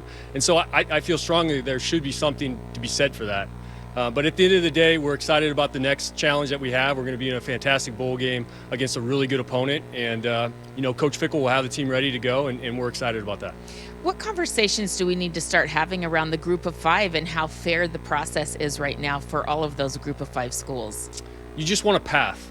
And I think that's really important, that everybody starts the year with a path to a national championship. And there's some really good football being played in these conferences. And so I would put our eye test up against almost anybody. You know, if you go back and just watch the games that we played and the teams that we beat and how we beat those teams, that's really important. And so I think that we have to give these schools an opportunity to prove themselves at the highest level. Holly, John, thank you. You wanted to. What did you think about what he said? I just thought, if you go back a few weeks ago when BYU was in the discussion, and then finally they came on the Tuesday night show, and Kalani Sitake, the head coach there, we were asking him, don't you think you should have more respect? And he just was like, hey man, we're just kind of happy to be here, and we're working hard, we're trying to get better. He didn't really take the bait on, we deserve an opportunity, they need to rank us high. I just think it's easy to be that guy today, to kind of say, this isn't right, the system's wrong. My recommendation is to take the high road. My recommendation is not to take the bait, not to say, this system is broken, we need to fix it. Because what happens is, when you take the high road, people are drawn towards you. Like, people are drawn towards Kalani Sitake because, what a good guy, that program, he's right, that program is good. But when you stand up on a table and you say, this isn't right, I don't know, it just rubs people the wrong way. I think the other thing, I know you're defending your guys, and you should, but no, I personally would take the high road. I 100% agree with you. And I think the other aspect is that, look, the group of 5 has a history of not making it in. We understand that. But this year is different. And Cincinnati didn't have the same type of opportunities. And even a couple of the games that Holly referenced of being top 25 wins, that's in the AP poll. Yeah. Teams that were ranked at the time, teams like SMU and Army. It's not to diminish those wins. You don't have the same opportunities. BYU is a great example, David. They had 6 Power 5 teams scheduled on their original schedule. Crazy played schedule. None of them. Yeah. So, look, I know there probably needs to be some tweaks, and you've talked about that, and some expanded opportunities, but it's a little bit of a one-off this year in terms, and the group of 5 teams did pay the price a little bit because they didn't have a chance to land those big upsets. In the world of social media, though, nobody takes the high road anymore. I know, Jimbo that's why you Fisher's should not do taking it. the high That's road. why you should do it. Every single coach that we talk, nobody takes the high road. So the other coaches that are in there looking at Ohio State saying they only play 6 games. Jimbo Fisher's complaining Texas A&M is not in. You look around the country, Florida's complaining they're not in. When teams weren't playing, and we talked about this, instead of any conference showing unity, it was every coach was out there for himself, representing his players. Politicking. Yeah, politicking. And you mentioned that earlier, use that exact word. It's all about nobody I'm saying, nowadays be the takes outlier. The high road. Be the outlier. You would be. You'll have people being drawn towards you. But at the same time, and though, support you. The way I look at that, the way guys are doing this thing now, it's about recruiting. And so it's about jumping out in front and saying, this guy is standing up for his team, for his cause, for what he believes in, and that's the kind of guy I want to go play for or be at his university. I just don't see anybody taking high roads. Luke Fickell has taken the high road, by the way. Luke Fickell's done a great job of saying, he doesn't say we deserve to be in there. He said we deserve to be in the conversation. He hasn't said that. I think Luke's been outstanding with the way he handled it. Let's just, if we're not gonna expand this thing, and if I'm a non-Power 5 team, I'd create my own playoff. I'm obviously not involved. Like, I understand you might take that the wrong way, but whatever. Like, at least you've got a chance to go play for a championship because you're not under this system. It's not going to happen.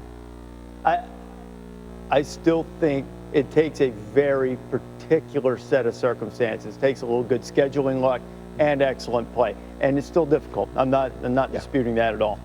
Well, you know, maybe some perspective can be gained from a guy who's been around the game for quite some time and is going to a New Year's 6 game. We'll talk to Mack Brown about his team and perhaps a little of the broader picture in college football and how we should handle these things.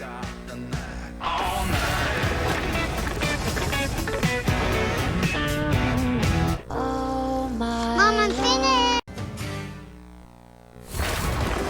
Welcome back to College Football Playoff Selection Show, presented by AT&T 5G. Capital One Bowl mini game is back again. Pick the winner of each game, chance to win trip 2 to the 2022 College Football Playoff National Championship game. Remember, that's for the 2021 season. It'll be in Indianapolis, plus your share of $25,000 in total prizes. Make your picks now at ESPN.com/BowlMania. One of the picks you're going to have to make is in the Orange Bowl, Texas A&M taking on North Carolina. North Carolina really started strong. They were ranked as high as number 5 in the AP poll with that explosive offense led by Sam Howell. Great running game, great receivers.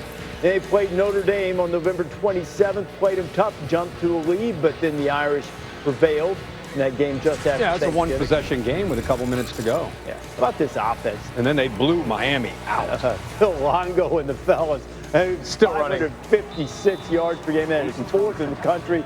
Carter Williams, I mean, that tell you what, those backs have been sensational, and A&M's going to have their hands full the Capital One Orange Bowl, Texas A&M and North Carolina. I imagine that Aggie fans will be quite familiar with the coach across the sideline now, wearing that Carolina blue. And Mack Brown joins us, won the national championship at Texas in 2005. Mack, thanks for being with us. Congratulations on a great season. As you build this North Carolina program, what's the significance of taking this step and being in a New Year's Six Bowl? Reese, it's an unbelievable step for us. We just had a team meeting, and I had the guys watch you guys announce that we're playing Texas A&M in the Orange Bowl, and of course they're elated and excited, and fans are excited, and it's a huge step for us. And we talked about last year, you earn what you get. So you can control your own destiny by winning, but if you lose, you got to keep your mouth shut and let things fall where they need to. So the win over Miami was huge for us, and it was a great way to finish. And I'm really proud of these kids. They've been incredible, not only with COVID, but just keep playing every week and coming back and picking themselves up after a loss. It's been a really fun year, and I love these kids. Coach, have you ever had a chance to the process what happens next? Usually when we think of bowl games, it's you go down there for 4 or 5 days and enjoy, whether it's amusement parks or banquets, whatever it may be. But in this season, things will be completely different, I'm assuming. Have you guys had a chance to set that schedule yet, and what happens with playing in this bowl game? Joey, we have, and it is very different. And I think that's probably one of the reasons that a lot of teams are opting out, because it's different. But for our team, a chance to play in the Orange Bowl, a chance to have an Orange Bowl ring for the rest of your life, and experience just this experience of playing a great team like Texas A&M is something they really want to do. But Joey, it'll be more like an away game. You still get your gifts, you'll still get your bowl ring, you'll still have some of the experiences, but we'll go down probably the day before the game, so it'll be more like an away game than a bowl experience. Mack, you've coached at national championships, big bowl games, seems like every year there for a while when you were in Austin, and you got a team full of players that have never played in a game of this magnitude in a bowl game like this. Not just getting them physically ready to go and trying to get them to peak at the right time. What will you try to teach them about the team that they're going to play, who will be upset with their ranking, the fact they didn't get into the top 4? How do you get a team just ready for something they've never done? Well, Reese said that the Texas A&M fans would be familiar with me. There's a time where I had everybody in the state of Texas mad at me, and that was Texas fans and A&M fans. So, I mean, I could check that box for everybody, but Kirk, it's a great thought. The thing we've said is just like playing Notre Dame. I thought playing Notre Dame helped us play Miami because we played the number 2 team in the country and we didn't finish well. So we could show them why we didn't finish well at the end of the game. We had our chance. And like you said, it was a game till there's a little over a minute left. But we had chances to beat the number 2 team in the country and didn't do it. We played a full game against Miami. We're unfamiliar with this part of college football, but because of who we've been here of late. But now that we've beaten the number 10 team, we've played hard with the number 2 team. Now we're playing the number 5 team that's really, really talented. And they'll come in there wanting to make a statement, make sure everybody understands they should have been in the top 4 and could have very well been in the top 4. But for us, we've just got to keep getting better as a team and make sure that we give ourselves a chance. We know how to win. We know what it takes. And now we've got to continue to do it. Coach, throughout your entire career, have you had an offense as fun to watch, as dynamic and explosive as the one that you have right now? And you look at the skill positions in Sam Howell, Carter and Williams at running back, Newsome and Brown at wide receiver, all these toys you guys have got. What's it been like for you as a head coach week in, week out with the coaching staff, game planning these guys? And how much fun has it been watching them go out and perform on weekends? Jesse, it's been so much fun. Now, if we have to punt, I get excited about our punter. He didn't let her there for a couple of weeks, so he's. But they're coming back, and we averaged 50 points a game with Vince Young, and we had a great offense with Colt McCoy. But this offense is right in there with those guys. When we can run the ball and stay balanced, it gives us a chance to protect. We've got the skilled guys all over the place to get the ball to, and Texas A&M will have great speed, so that'll be a tougher challenge for us. But this has been a really fun offense to be part of. Mack, your position in the game and all you've accomplished gives you great license to provide some guidance here. And we've spent a lot of time talking about the structure of the postseason, access for teams outside of the Power Five. From your perspective, both as a coach at the highest levels for a number of years and the time you spent with us, what's the right thing for the sport? What should happen next? Reese, I think a couple of things I would do. Number one, I would cut the regular season and take out the games that are just money games. Our Western Carolina game for this year, I'd figure out through the college football playoff, pay the smaller leagues and teams, but don't make them come and play here. And then what I would do is I would expand the college football playoff probably to 6 at first and put the Power 5 champions in and 1 at large. And I might even go 8 because we're losing what the bowl games stand for right now. If kids aren't playing in the college football playoff, they're going to opt out. It's not as much fun for them. And that's not the way we were all raised, but that's the way it is modern day. And then what I would do is I would take the group of 5 because I don't think they're going to get in the playoff. I thought that while I was in TV, and I thought it now. Cincinnati's got a great resume, but they're not going to get in because of their schedules.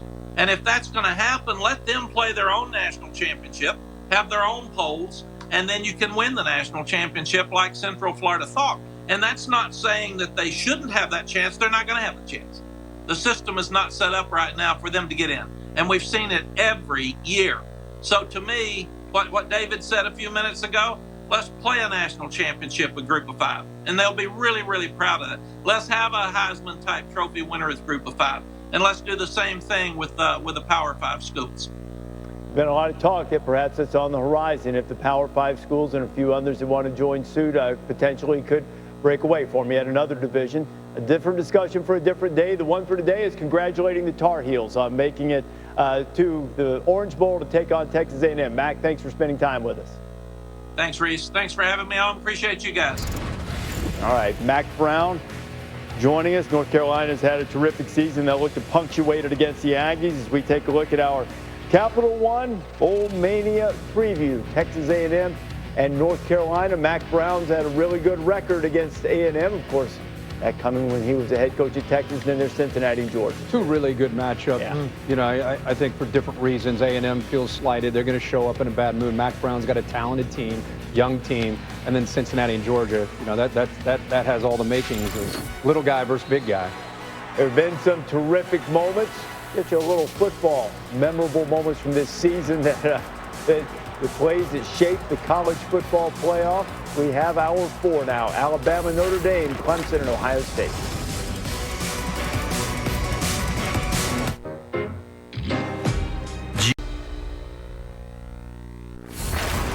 You're watching College Football Playoff Selection Show, presented by AT&T 5G. Here are the top 10 plays that shaped the college football playoff. Now, the first one, probably a little bit different, just the fact that the Big Ten and the Pac-12 changed course and decided to play at all. That's a big one. Yeah, Big Ten started in late October. Pac-12 started right around the 1st of November. Big Ten able to get a team into the college football playoff. At number 9, how about BYU and Coastal and that frantic last drive of the Cougars being stopped? Arguably the game of the year as far as the competition and the excitement and the way the game went back and forth, and BYU having the ball in that last drive. Number 8, the ACC championship game. You know, Clemson was probably in a win and you're in, losing you're out. No doubt. And Trevor Lawrence comes in, and yes, he makes all the throws, but it was his running ability that I think really opened up this offense, gave Notre Dame fits, just the psychological edge they've got when they got 16 back on the field. At number 7, as well as Oklahoma is playing right now, this might be the game that haunts them. They blew a big lead against Kansas State. Wildcats blocked a punt late. They would win it by 3, and the next week they couldn't finish off Iowa State. No, making mistakes. Spencer Rattler, obviously a freshman, making freshman mistakes. That Oklahoma team, and Lincoln Riley looking for answers back then, and he found them. Started 1-2, won 7 in a row, playing as well as anybody. How about that? And it was 0-2 in the Big 12. Yeah. Number 6, LSU and Florida. You know, Marco Wilson. Yeah, and if we had any chance of having fun on this day with a little bit of controversy, that play ended it for us, because then the way Florida played against Alabama yesterday in the SEC championship game, we'd have been talking about that they deserve to be in, even though they lost that game. It wasn't that penalty that had them lost again. They had 3 turnovers in the first. That game was lost on Tuesday or Wednesday of that week in practice before they got there. So, how about Georgia and Alabama? Tight game for a while, and Mac Jones finds Jalen Waddle for 90. And this was against the Georgia defense that had all its starters out there. They were healthy, and I think that's what makes this so much more impressive. Is Mac Jones thrown for 400 yards against that defense? Wow. At number 4, Big Ten championship game, down 10-6, Justin Hilliard with a pick. That was a big one, Kurt. Well, the timing of that obviously got Ohio State the ball back, got the momentum, flipped their way, and got back to that running game. Good adjustments. Passing game wasn't working, went to Trey Sermon. 22-10 was the final. Florida and Texas A&M. Remember this? Marvin Leal recovers a Gator fumble late in the fourth quarter to set up the game-winning field goal, Palmer. Yeah, and set up a big kick. But that defense forced them to do that. By the way, there weren't many turnovers in that game. You needed one to get a stop because you weren't stopping that Florida offense. Yeah, Aggies converted like 99% of the third downs or something. How about number 2, Indiana and Ohio State, Sean Wade with the pick? Yeah, and it's interesting, an Ohio State defense that we've seen at times this year give up some big plays. 2 of these top 10 plays have been the defense making plays, keeping their teams in games. Indiana charged, but Buckeyes held on to win 42-35. And then Clemson at Notre Dame. DJ Uiagalelei took a couple of sacks in double overtime. That let the Fighting Irish win. No Trevor Lawrence. And that game probably got the Irish in the playoffs. Yeah, Notre Dame's defense phenomenal, shutting down Travis Etienne and Ian Book playing great late. Of course, Clemson avenged that loss by winning the ACC championship game yesterday. Luke Fickell and the Bearcats won the American. They are going to the Chick-fil-A Peach Bowl. We'll talk to Luke when you come back. Wild card weekend.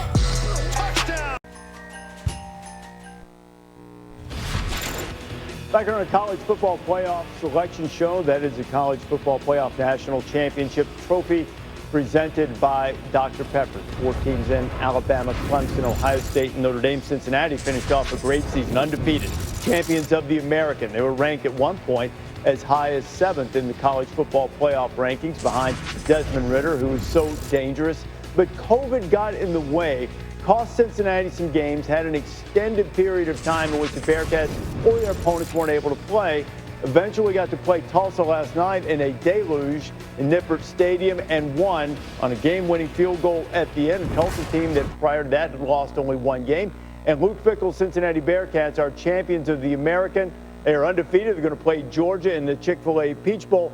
Luke, what was your expectation in terms of the opportunity perhaps to be included in the college football playoff after beating Tulsa last night? I didn't know if I had a great expectation. You know, I mean, you just win a game late, 12:30 at night or something like that. It's about the time you get back to the locker room, and you're not going to be disappointed. I mean, I don't know what the expectation was. I said, look, I'm not going to think about it. I'm just going to enjoy the moment, celebrate with this team and these coaches. And then wait till tomorrow to find out, you know, what our fate really is. Hey, Luke, congratulations on a great year for you and for your team. You have such an interesting lens with this discussion. You know, you've been building Cincinnati up as a group of 5. You know what challenges you face because you live it. You're also at Ohio State as an assistant defensive coordinator, and you've been on that side of it.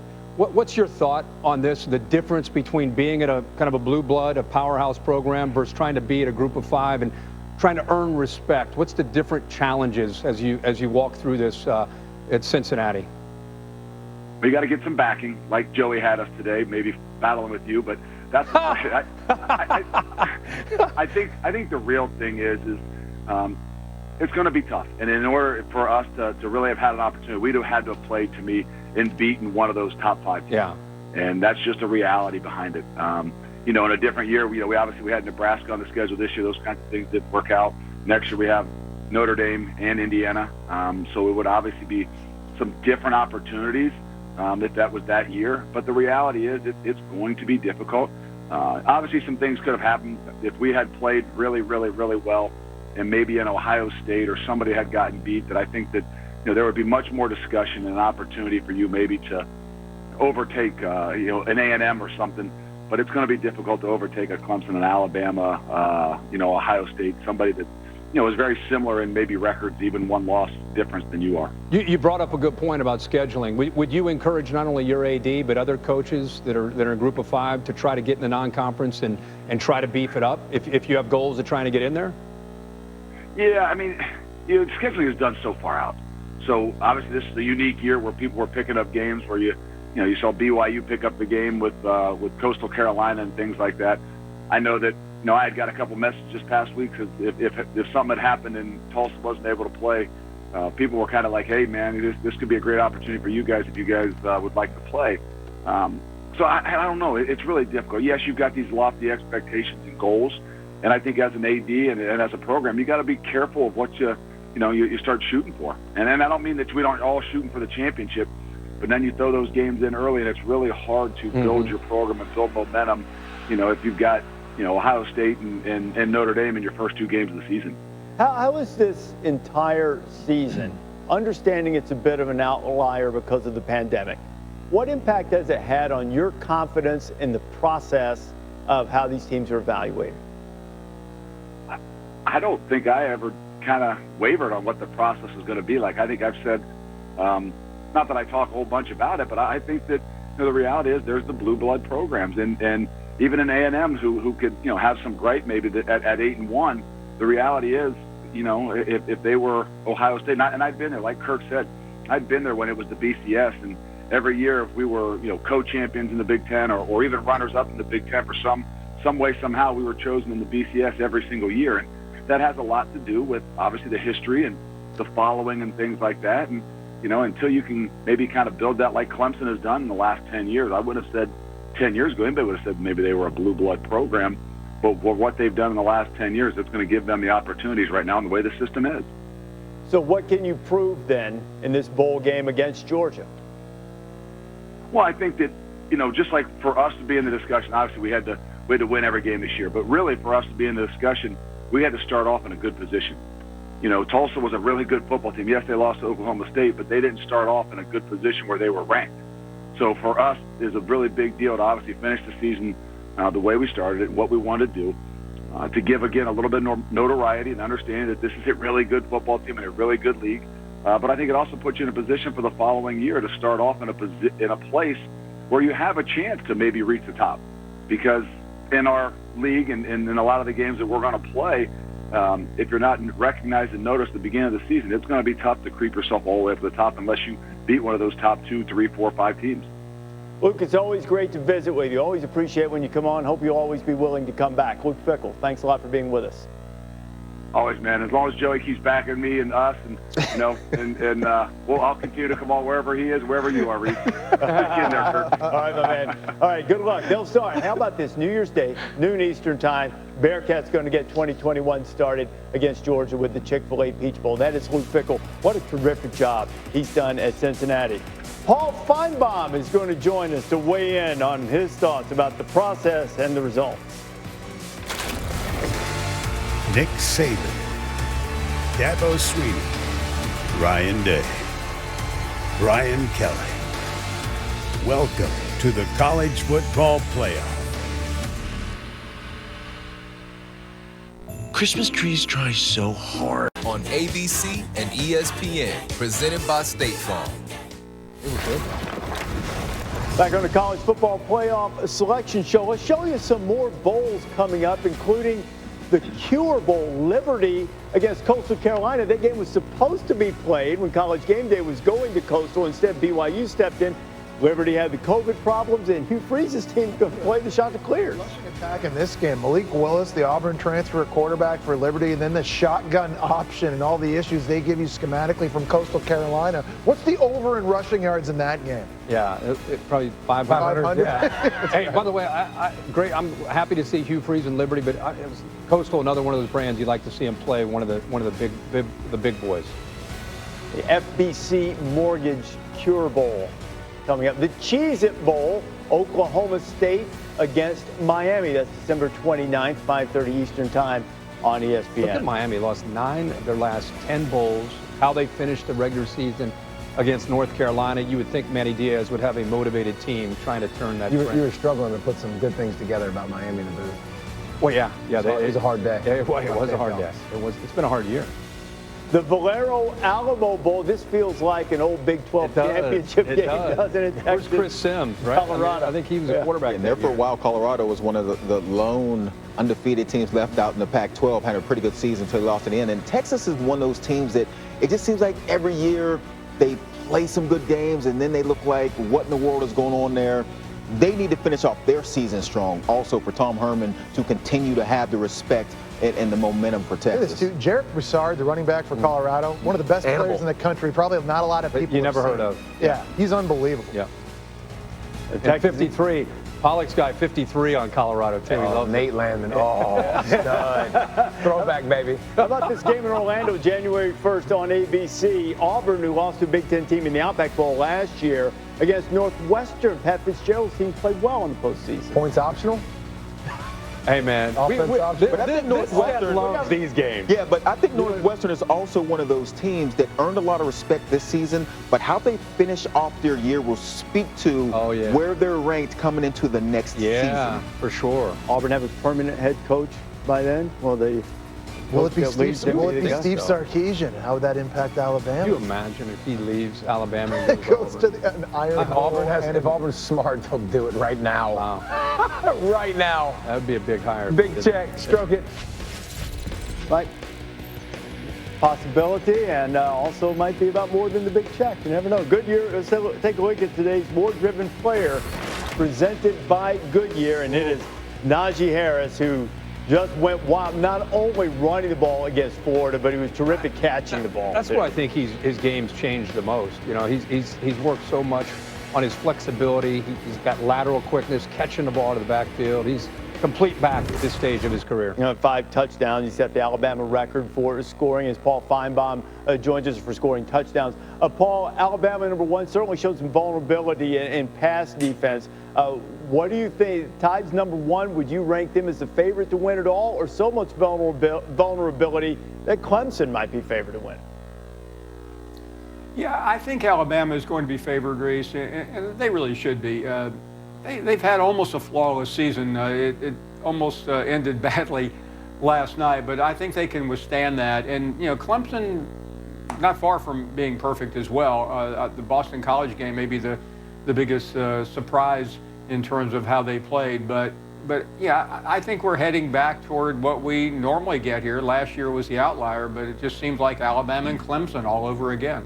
So is that good for the sport in your judgment? I mean, because I wonder sometimes why people don't like excellence, but I also understand the fact that they love to see the Giants toppled. Yeah, the easiest thing in the world to say is, I'm sick and tired of Alabama and Clemson. Can't we do something about that? Well, the answer is no, we can't do anything about that, because those are the 2 best teams in the country and have been the 2 best teams in the country really since the inception of the playoff. Clemson wasn't in it in 2014, but they've been there ever since, and Alabama's been in it every year but last year. So, I mean, I know this may sound funny, and I'm sure Joey or David will come out of their chair, is the fact that I'm sick and tired of all the negativity out there. But the easiest thing in the world is to take shots at this committee and this playoff. But you can make fun of the committee and belittle the Cincinnati pick, and why is Florida, you know, does Florida need to lose another game or 3 straight games to drop below the 7 point? But you can't say anything about the first 2 teams because they belong there. And just to say we need to expand the playoff when, quite frankly, this year of all years, if we just went right straight to Alabama and Clemson, it would probably be satisfactory to most of the people because they're far and away the best 2 teams. You can find fault with Ohio State. You can certainly find fault with Notre Dame and argue about Texas A&M, but you cannot find any fault with Alabama and Clemson. And how would you argue Notre Dame A&M? Were you in agreement with the decision the committee came to? I was, Reese, and it wasn't by much. I mean, I don't think anyone is screaming and hollering today, and that really needs to be heard on either side, but it just seemed like Notre Dame's accomplishment of winning against Clemson, regardless of the circumstances, was a little bit more impressive than what A&M did. The Florida win was really good, and I know it sounds convenient to say, well, that's a 3-loss team, But it just seemed like it's, the Alabama 28-point loss and the Clemson win over Notre Dame. I think those equaled each other out. And I don't know if the North Carolina game was the difference maker, but they are a very good team. And for me, who I swim in the SEC waters every day, just to blindly say, well, A&M had to navigate a 10-game SEC schedule. That's great, but look at some of the schools that they were beating up on. They struggled against Auburn. They won by double digits. They looked good yesterday against Tennessee, but Tennessee is a 3-7 team, and they played. They barely got by Vanderbilt in the opening game, if we want to go all the way back there. And Vanderbilt was 0 for the season. So I think in the end, the committee got it right. Paul, we appreciate your perspective and a shorter period of time for you to break it down before we get things started on New Year's Day in the college football playoff, as Paul Finebaum joining us. I don't think because Alabama and Clemson are great that we need to tweak the system. We need to tweak the system to make players and coaches and fans feel like they're involved. Yep. That's the bottom line. Forget this year. Just in general, I just feel like 95% of the college football fans and players and teams don't feel, because if Clemson and Alabama and Ohio State are already going to make it potentially almost every year, you got one spot. And I think if you go to 8 or you go to 12, I just feel like it's going to make teams and fans just get excited about the prospect or the idea of getting even if you know you're going to get beat. Even if you think you're going to get beat. Clemson, Alabama, the best, and Ohio State, that's fine. But at least you have a chance, and you get excited about that possibility. That's all. Less opt-outs. Yeah, less opt-outs. More people involved. More excitement. That's what I think. I think there's more to the opt-out question than that. Some of that, and I know this drives you guys crazy. Some of the opt-out stuff is going to be addressed or impacted or influenced by all of the name, image, and likeness things that we have coming down the way. That's part of this too. Now, I agree with you when you talk about how that maybe is not, it shouldn't be about everything. That's not what it should be all the time, but it has an impact. And I think when you address some of that, that'll influence some of the opt-out situations. It's funny, I've had a lot of people say, why can't college sports be more like pro with respect to parity? NFL's so great. There's a salary cap. You got free agency. The worst team gets to pick first. It's not how college sports is designed. Everybody gets the same amount of scholarships. Not everybody has the same resources. No, and kids get to pick where they want to go. There's not a draft where you are playing for me at Alabama. Right. You can't go anywhere else. Kids want to go play for Saban. They want to go play for Dabo Swinney and Ryan Day and Jimbo Fisher and Dan Mullen, et cetera, et cetera, et cetera. They want to go get that experience in a big stadium in the SEC or ACC, and that's going to continue. I'm a fan of greatness, and when you don't get dynasties very, very often, and I feel the last decade or so watching Bama, watching Clemson and Ohio State, the way these teams have played, it's impressive. As a fan of college football, I think it's great. If we had a playoff, we would still get down to Alabama and Clemson and Ohio State at the end. Yeah. Like that was just mean more teams to get to jump in here, but at the end of the day, you're still getting down to those 3-4 teams. I just think it's the idea of teams feeling like they have a shot. I agree with you, but I was addressing like the negativity idea around the fact that we get down to a Clemson and an Alabama and Ohio State at the end. I agree with the idea of expanding it, makes everybody feel way more involved. Like you have a chance. But then we get back to the negativity that says, hey, those teams are playing for it. At the end of the day, if they're just better, then they're better. A couple of things too. I think when you look at that, you can't expand it too far, or else you'll encounter some of the problems that college basketball has. Yep. And I think to your point, it sort of dovetails with what I was saying about how we treat the players and what we let them do. You certainly then can't change it and say, we're going to tell you where you go to school. Because I mean, we say they're student athletes. They ought to be able to choose where they go to school. So, there you go. You get 4 hours, boy, you can get into a lot of deep waters, can't you? These are the 4. No big upsets, but some really good teams. Alabama, Clemson, Ohio State, Notre Dame to the college football playoff. 12 days to the college football playoff semifinals. New Year's Day on ESPN.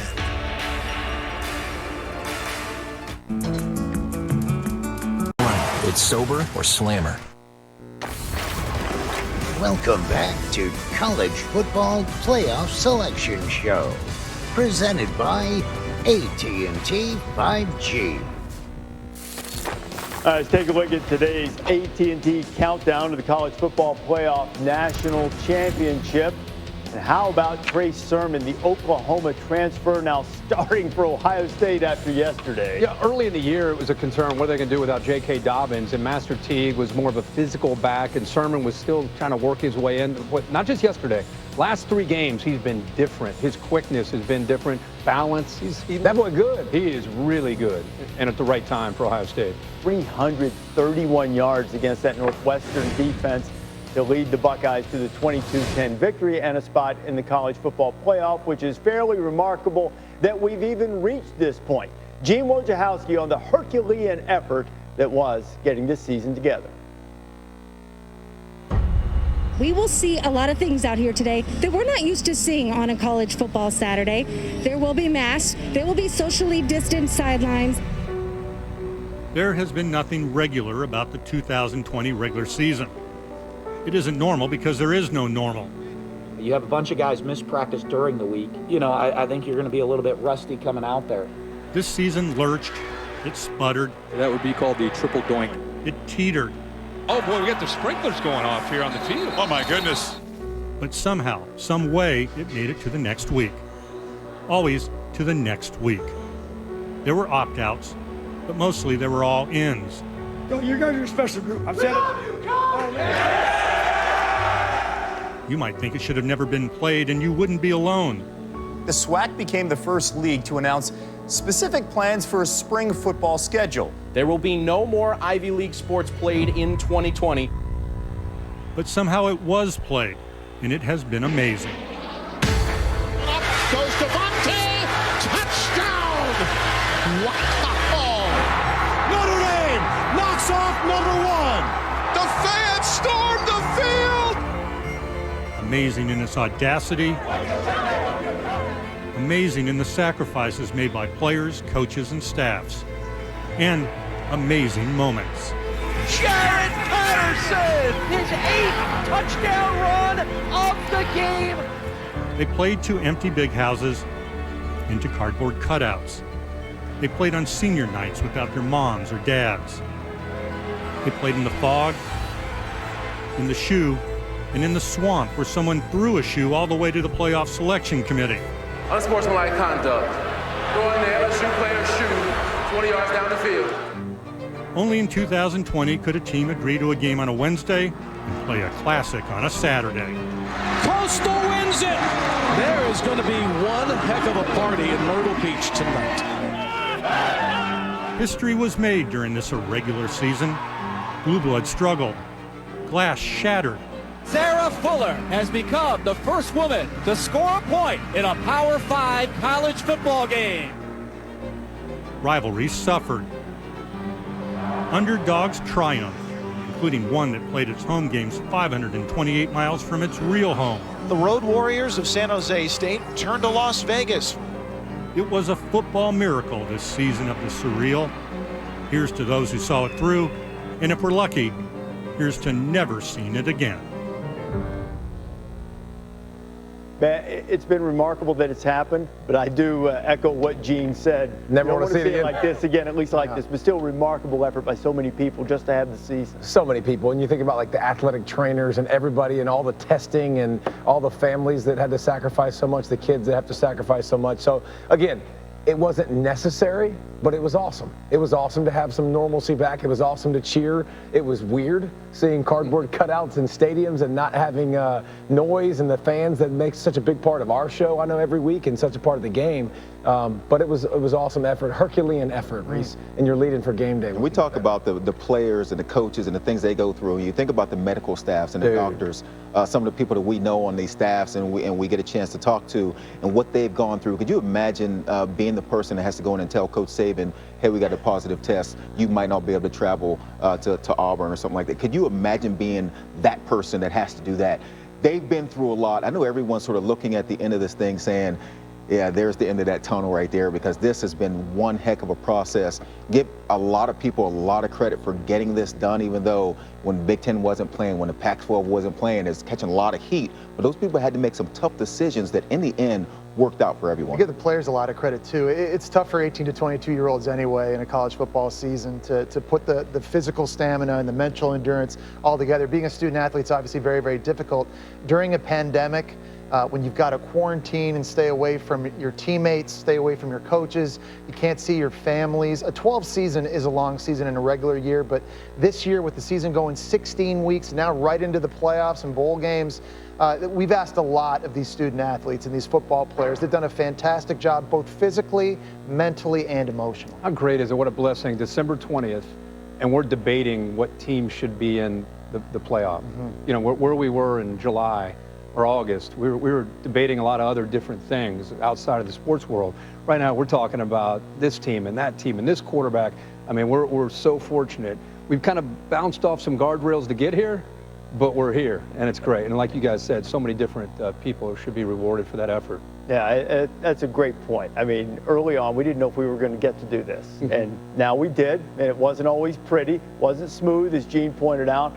We got it, got a playoff coming, and it'll start on New Year's Day. Jimbo Fisher and Texas A&M disappointed that they are not among the four. You'll hear from Jimbo Fisher as we wrap up College Football Playoff Selection Show. Stay with us.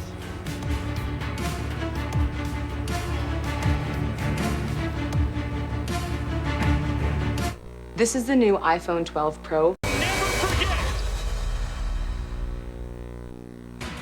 College Football Playoff Selection Show is presented by AT&T 5G.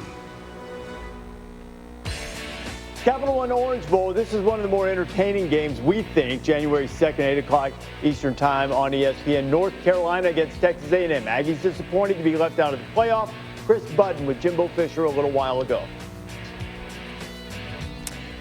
Coach, thanks for joining us. Let's start first with your reaction to the rankings today. Well, I mean, we were disappointed that we weren't in the top four, but we understand, listen, that's all subjective and it's your opinion on things, and they had a process they went through, and it is where it is, and we're getting ready to go play a great Orange Bowl game, and hopefully a very good team in North Carolina, which we know is a very good team, and get ready to finish this season off. All night your players got to stew on it, though, the possibility that was there. So what was their reaction when they found out they're today? disappointed. I mean, listen, you play your whole career, your whole life to have an opportunity like that, and we came up just a hair short. But that just shows you what we got to do a little more work and get ready for the future, and we're branding this program in a very good way. We're building this program in a very good way, and the culture of it's becoming very good, and we just got to keep going forward. In the locker room yesterday in Knoxville, you told them they deserved to be in the top four. When you met with them today after it came out, what'd you tell them? We deserve to be in the top four. I mean, I still believe that, but that's my opinion on it, and I'm very biased to them, and other people have other opinions, and that's what makes the world go round. Hey, we move on from decisions that are made. You don't dwell on the past. You go to the future, and we have a very good chance in the Orange Bowl.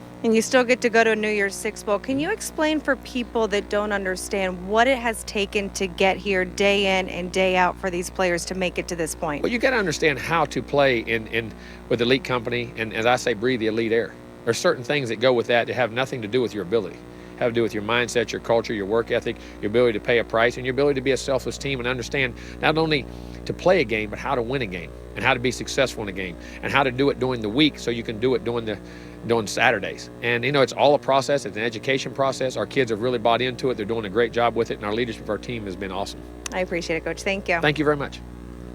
All right, Chris, Jimbo, thank you very much. That's going to be a great game. But, hey, as we reach the end of the show, and we're going to have the semifinals here in no time, who's going to win it? Who's going to win? David, you going first? David, sure. All right, give it a stab. Real shocker, Clemson and Alabama will face in the championship game, and I think Clemson will get it done for the chip. Jesse? I'm going to go Alabama. I think they're about as complete as they've been and we've seen in recent years. And it's not just the Heisman Trophy winner, Mac Jones, and the weapons around him, but defensively how this team has really come along. Offense and special teams may be getting a boost soon from Jalen Waddle's return. I think that's going to make a big impact. Who are they going to play? Clemson. They're going to need an extra football if Jalen Waddle gets back on this offense. They've thrown around with so many weapons. Yeah. I like Alabama also, and they can win it in a multitude of ways. They can run it if they have to, and then they can throw it if they have to, and they can win in a shootout. I don't think they have to be really good on defense if you got good on offense. Poor old Clemson. No, you're calling the game, but I would like a key for whoever emerges. I think, as we all know, in these bowl games, when there's a layoff and teams are heard about how bad they are and how they don't have much of a chance, it tends to get one of the teams more fired up. That's going to be Notre Dame, I don't know if it's going to make a difference, and it'll be Ohio State. Those two teams are going to hear how bad they are, and they're going to show up fired up. Will it be enough to win the game? We'll have to see. The emotions will be a big factor. So all especially of with nobody really there. 16,000, 3,000 emotions are a big part. Man,